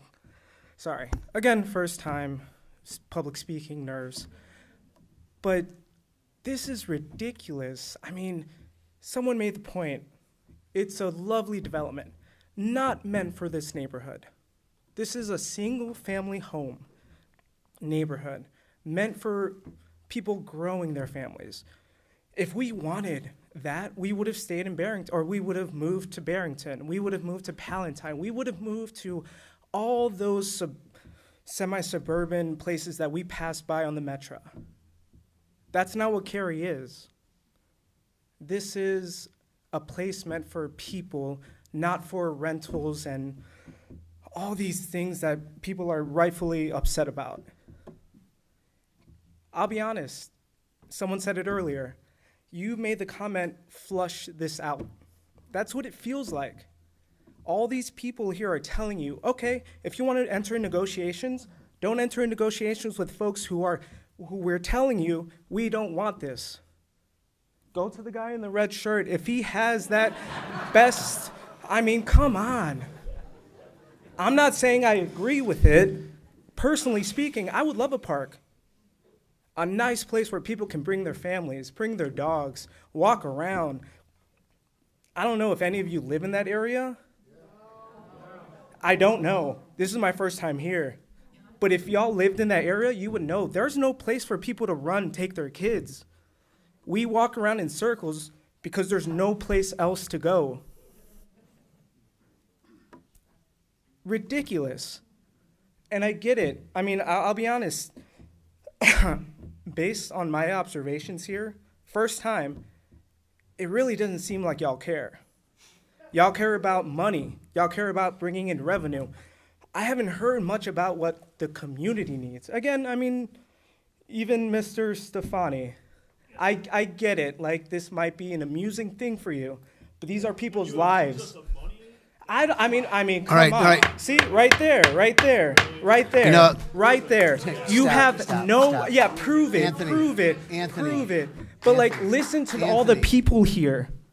Listen to them. Even if it's not about money, it's about you ruining a neighborhood that is, it can be improved upon. I'm not saying that it can't be improved upon. But what y'all are doing is unacceptable because it destroys the fabric of that neighborhood. Sure, if you want to put in single-family homes, I'm not necessarily opposed to it. Thank you for your comments. Is what we need. Thank you for your comments.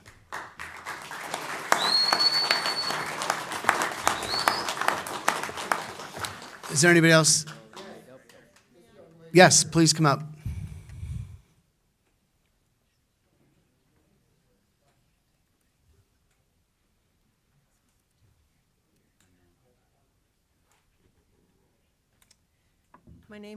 My name is Sue Klebby. I'm at 61 Fairfield Lane in Cary. I've been a 50-year resident of Cary, and we moved here because it was a lovely community close to raise our family in. I agree with people. I think that the density on that is far too much. I don't know if you guys have driven to Crystal Lake and driven around, seen all the apartment complexes that are big apartment complexes that are going up in Crystal Lake. There's a lot of people that are going to be looking for apartments. There's a lot being built. Are you in competition with them? Yes, because you're close to the train station. But please keep in mind the people that live close to what you're proposing. I'd kind of like to throw out, keeping in mind that everybody is aging. I myself would love to stay in Cary in a smaller home. Think about putting in duplexes, things that would be easy for seniors to move in, along with single family, along with lower density apartments. we're all going to want to age. If we love Cary as much as I do, we want to stay here. The other thing is that seniors, we're not bringing in more kids. You're not building more schools. And believe me, seniors love to shop in Cary. We want to keep our dollars in Cary and not another community. So please, Thank you. please consider. Great Thank you. comments. Appreciate it. Thank you. Is there anybody else back there in the hallway that'd like to address the board?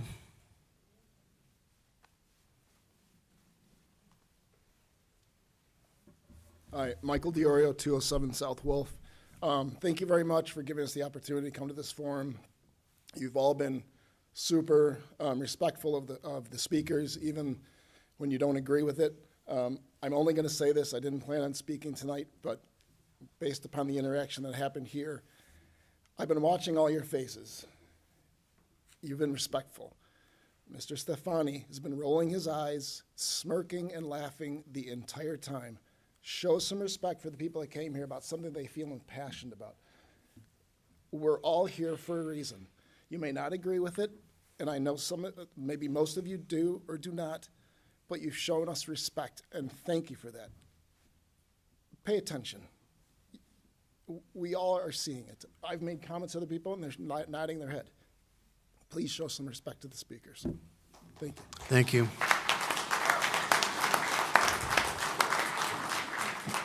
Is there anybody else back in the hallway that'd like to comment? No, none said. All right, we'll go ahead and close open forum at 8:06.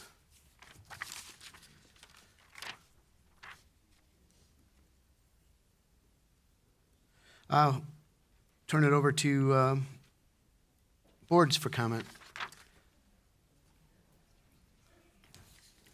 Can I start?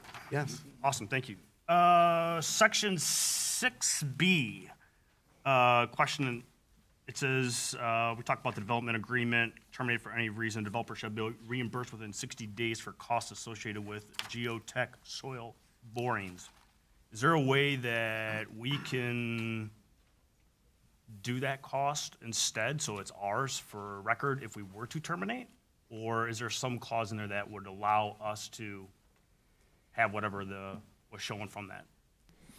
I can address it. So the condition in the agreement is basically that if the developer performs those soil borings, that we would be potentially responsible for reimbursing for those expenses.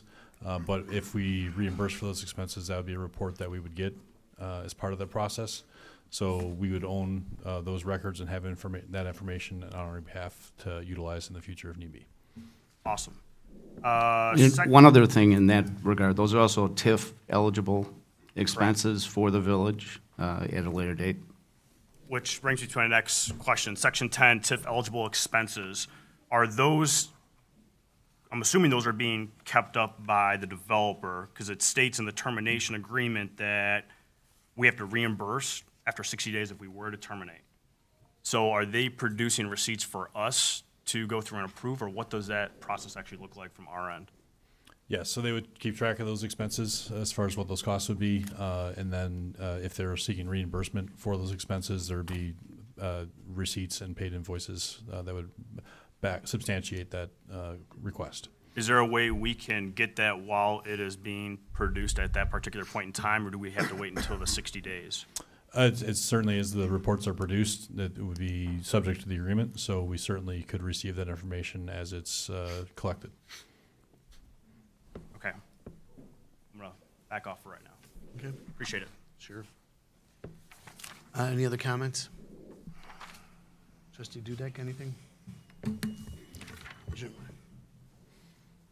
You're asking just for comments on the development agreement, not comments in general, correct? I'm sorry. I asked the question, are you asking for comments in general or just specific to the development? Well, in general, but specific to this, if you want to address some of the comments that have been made by the public, that's acceptable as well. I don't have any questions on the development agreement. And I certainly am not going to comment to take exception with anybody's feelings about what happens in their neighborhood. Everybody deserves to be heard, and everybody has a position. I respect that, I always have, and I think there are those in this room that have attended multiple meetings that know that probably a reason why there's a lot of people here was from my suggestion to have better interaction between the community and the village. I can only encourage all of you to continue to stay involved, whether it's through your liaison committee, whether it's coming to village board meetings. As the mayor has said, and he's absolutely correct, this is just the beginning. If for some reason, and I'm not suggesting this can be the case, but if for some reason during the course of our negotiations, this development went to 50 townhouses and 85 apartments, the developer may walk. Other developers have walked in the past for just those kinds of reasons. And I respect your comment. Let me just finish, please. So you have to let the process happen. That could be part of the process. I'm not going to suggest that myself or any of my fellow board members feel that way, but that could be part of the process. So just please try to stay engaged, continue to make your comments, and we will see how it goes. This, as the mayor has said, we are not voting on 200-plus apartments and 58 townhomes. That's not what we're voting on. We're voting on starting the process with this set of developers, and that's all we're doing. That's my only comment. Thank you. Trustee Collier? My comment was everyone is saying nobody is listening. We are listening. I've been in this community for 53 years, my entire life. I moved here 25 years ago. I live in Fox Trails. We had a quarry behind us. There was arguments about that. We listened. We flushed it out. We are listening. So don't say we are not listening. Unnecessary. Trustee McAlpine? Sure. First of all, I want to thank everyone for taking their time to come out and talk with us. You are important to each and every one of us. I don't know what's going to happen. This is the start of the process. We have had other developers come in, and as Trustee Dudek mentioned, sometimes throughout the process as you're going through it, we find that it can be viable or it won't be viable. But it's a give and take, a listening to what you have to say, coming back. The developer is here. They're hearing this as well. You know, we will look for them to start back to talk with us so we can start the negotiations. To me, and I'm just trying to simplify a little bit of what's going on, just from a real estate standpoint, I look at it as if someone's coming to us saying, hey, I want to purchase a piece of property. Well, in a residential situation, you usually have your due diligence is like 5 days. You get to have an attorney review it. You get to have a home inspection, decide, hey, can we make this work? Can we go forward? When it comes to something like of this large of a scope with a commercial development, it's going to be more like 150 days. And at that time, we appreciate if you bring something up to us that says, hey, find this out about this developer. Is this someone that you can work with? Is there something out there that's nefarious that we need to know about?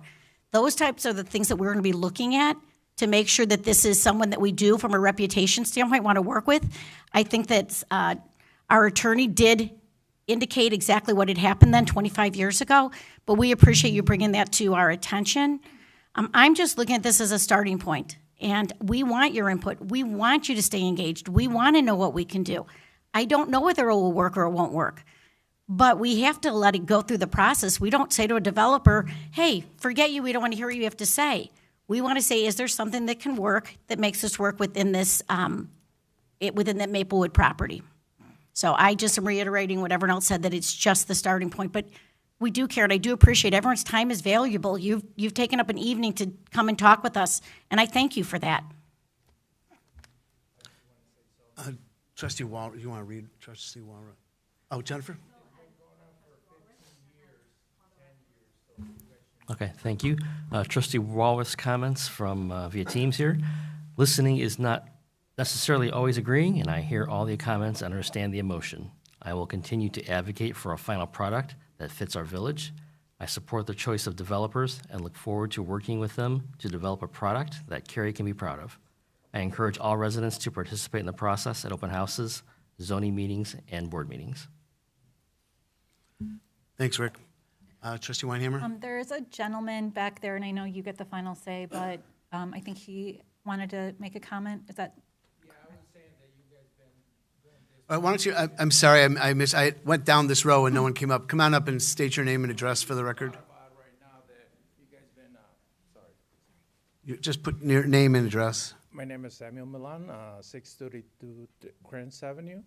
I've been here in Cary for since '01. I met my wife, and she's from home. She grew up here, and I love the place since I've been here. So, but I just want to comment that this project's been going for 10, 15 years, and you guys should know what this neighborhood wants. And bringing this up, it seems concerned, like everyone say, that you guys not listening and just keep it bringing to trying to be on a bigger side. So that's why I'm here. I usually don't come to the meetings. I just follow, what the people say of family, friends, what they're saying. But I am, like I say, everyone, you guys been with this for about 10, 15 years with the same.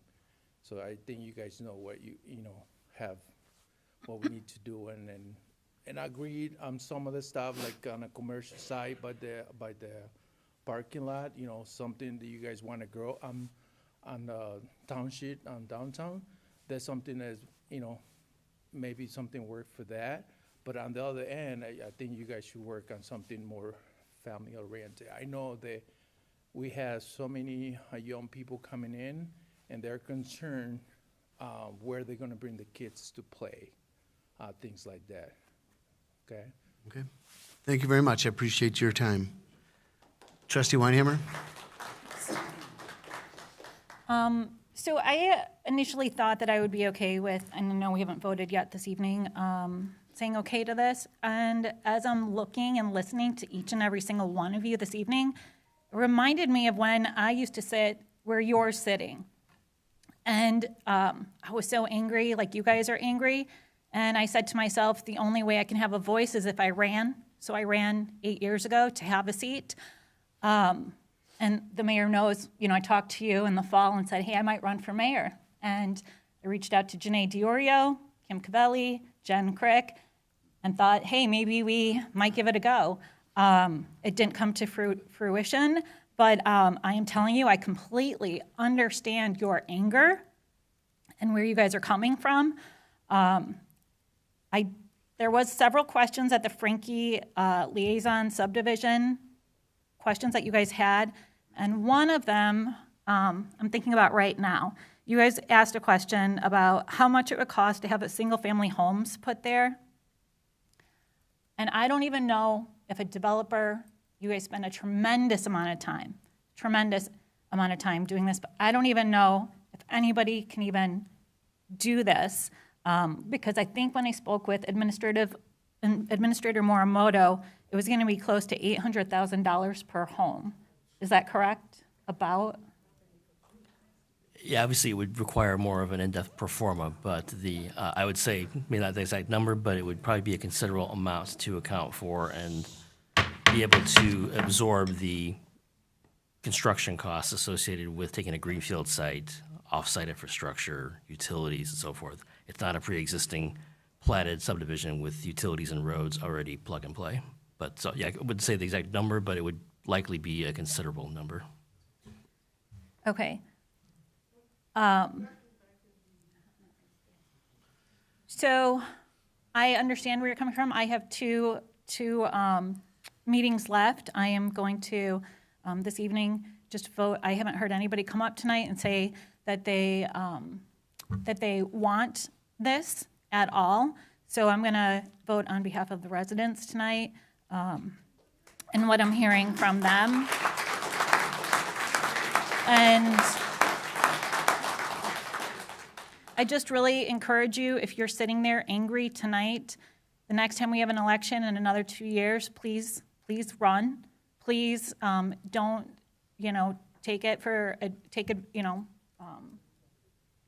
sorry, I'm just like really hot right now. Please get involved. If you're angry right now, and even if you're not in 2 years, this is the way that you guys can really have a voice here. You guys can have a seat here, okay? So please stay involved and vote, and that's it. Thanks.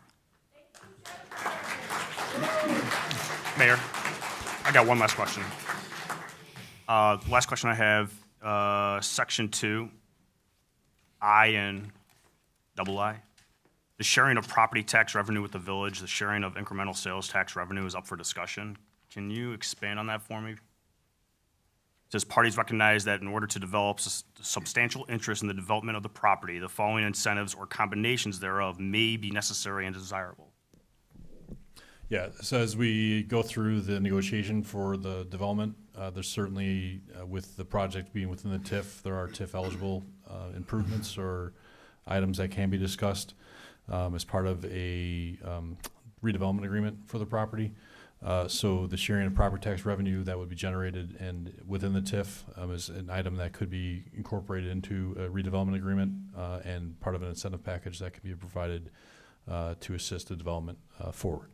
And that would include the incremental sales tax revenue, if any, would generate from the site as well. So you're saying we could potentially be paying the builder?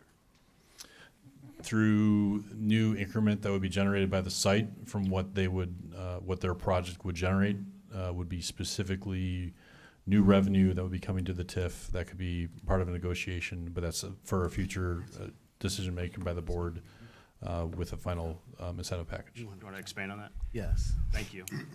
So this is a preliminary development agreement, meaning that we are setting forth the general parameters in some contexts that are open for discussion. There's no commitment to pay sales taxes, no commitment of any additional revenue, no commitment of TIF incentives yet.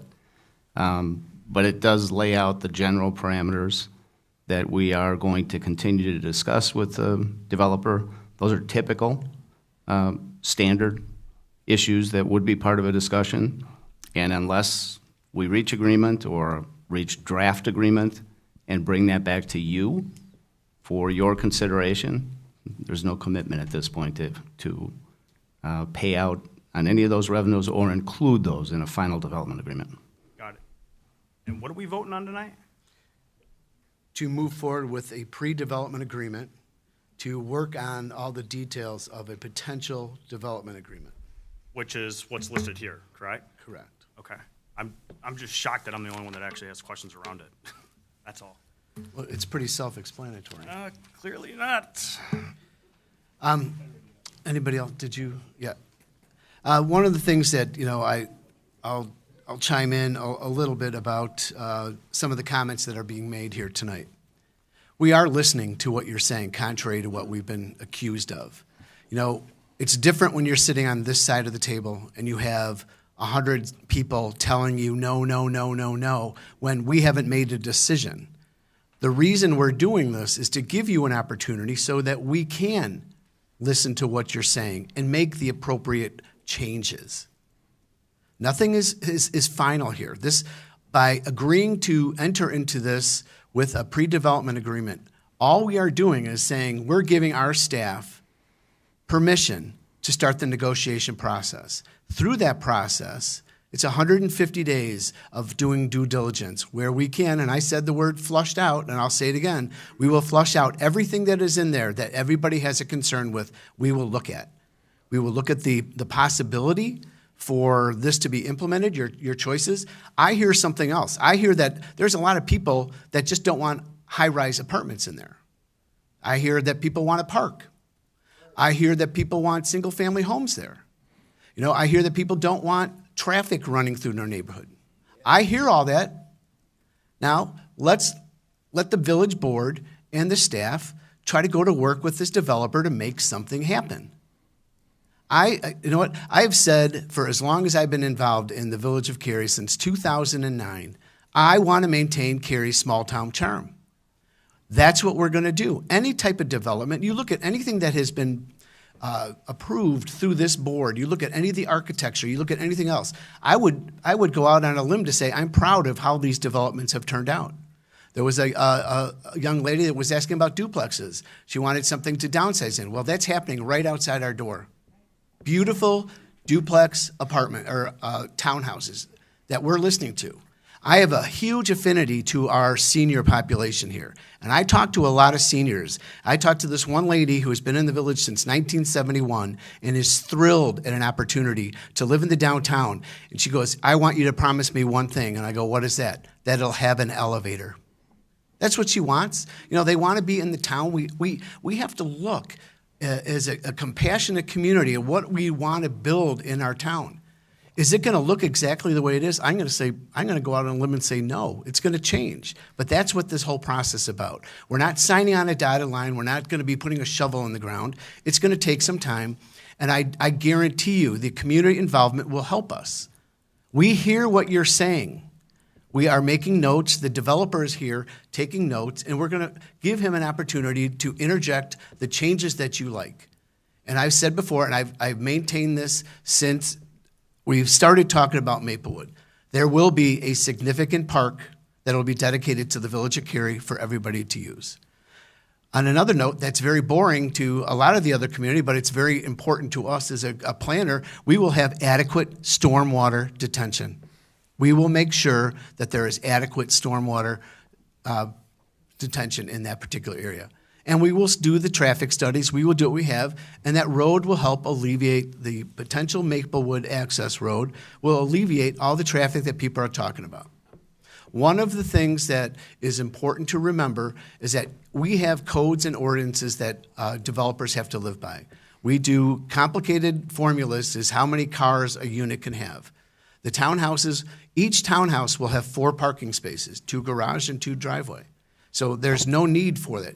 What we've done with this what the developer has done already is eliminated a lot of the surface parking. It's going to be first floor parking. That's what they're proposing. That's what we had asked for. That's what the community was asking for.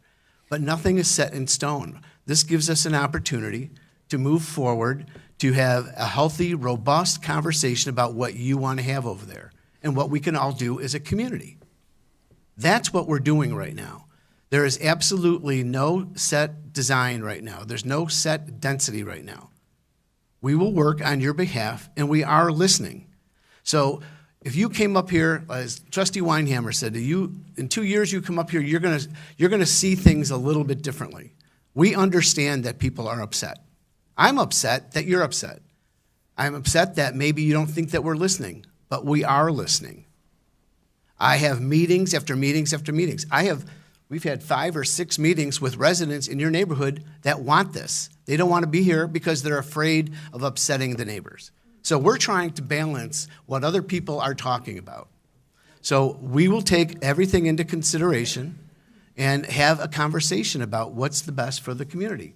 Again, I assure you right now that there's no decisions being made on what this is going to look like. All we're doing right now, what we're going to ask the board to vote on, is to move forward to come up with a plan that everybody will be happy with. That's what we're doing right now. Okay, any other comments from the village board? None? Nick, roll call, please. Collier? Yes. Walworth? Walworth vote is yes. Dudek? Yes. Stefani?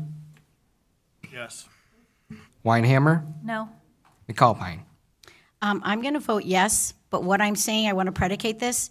If this was the product that was coming before us right now, I would vote no. But I'm saying I'm voting yes to see if we can get something that's going to be able to work within that footprint. No, because that's not what this vote is. This vote is, do we want to see if there's something we can do?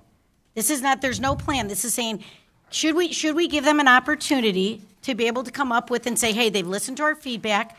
We're going to lower the density. Maybe they're going to change some things. I think that we should afford them an opportunity to see if something can be worked out. If it can't, then if it came to us right now as is, I would vote no. But that's not what it is. It's asked, are we willing to work with this developer? And I say yes, we are open for business to work with the developer. Okay, good. I hope. Okay.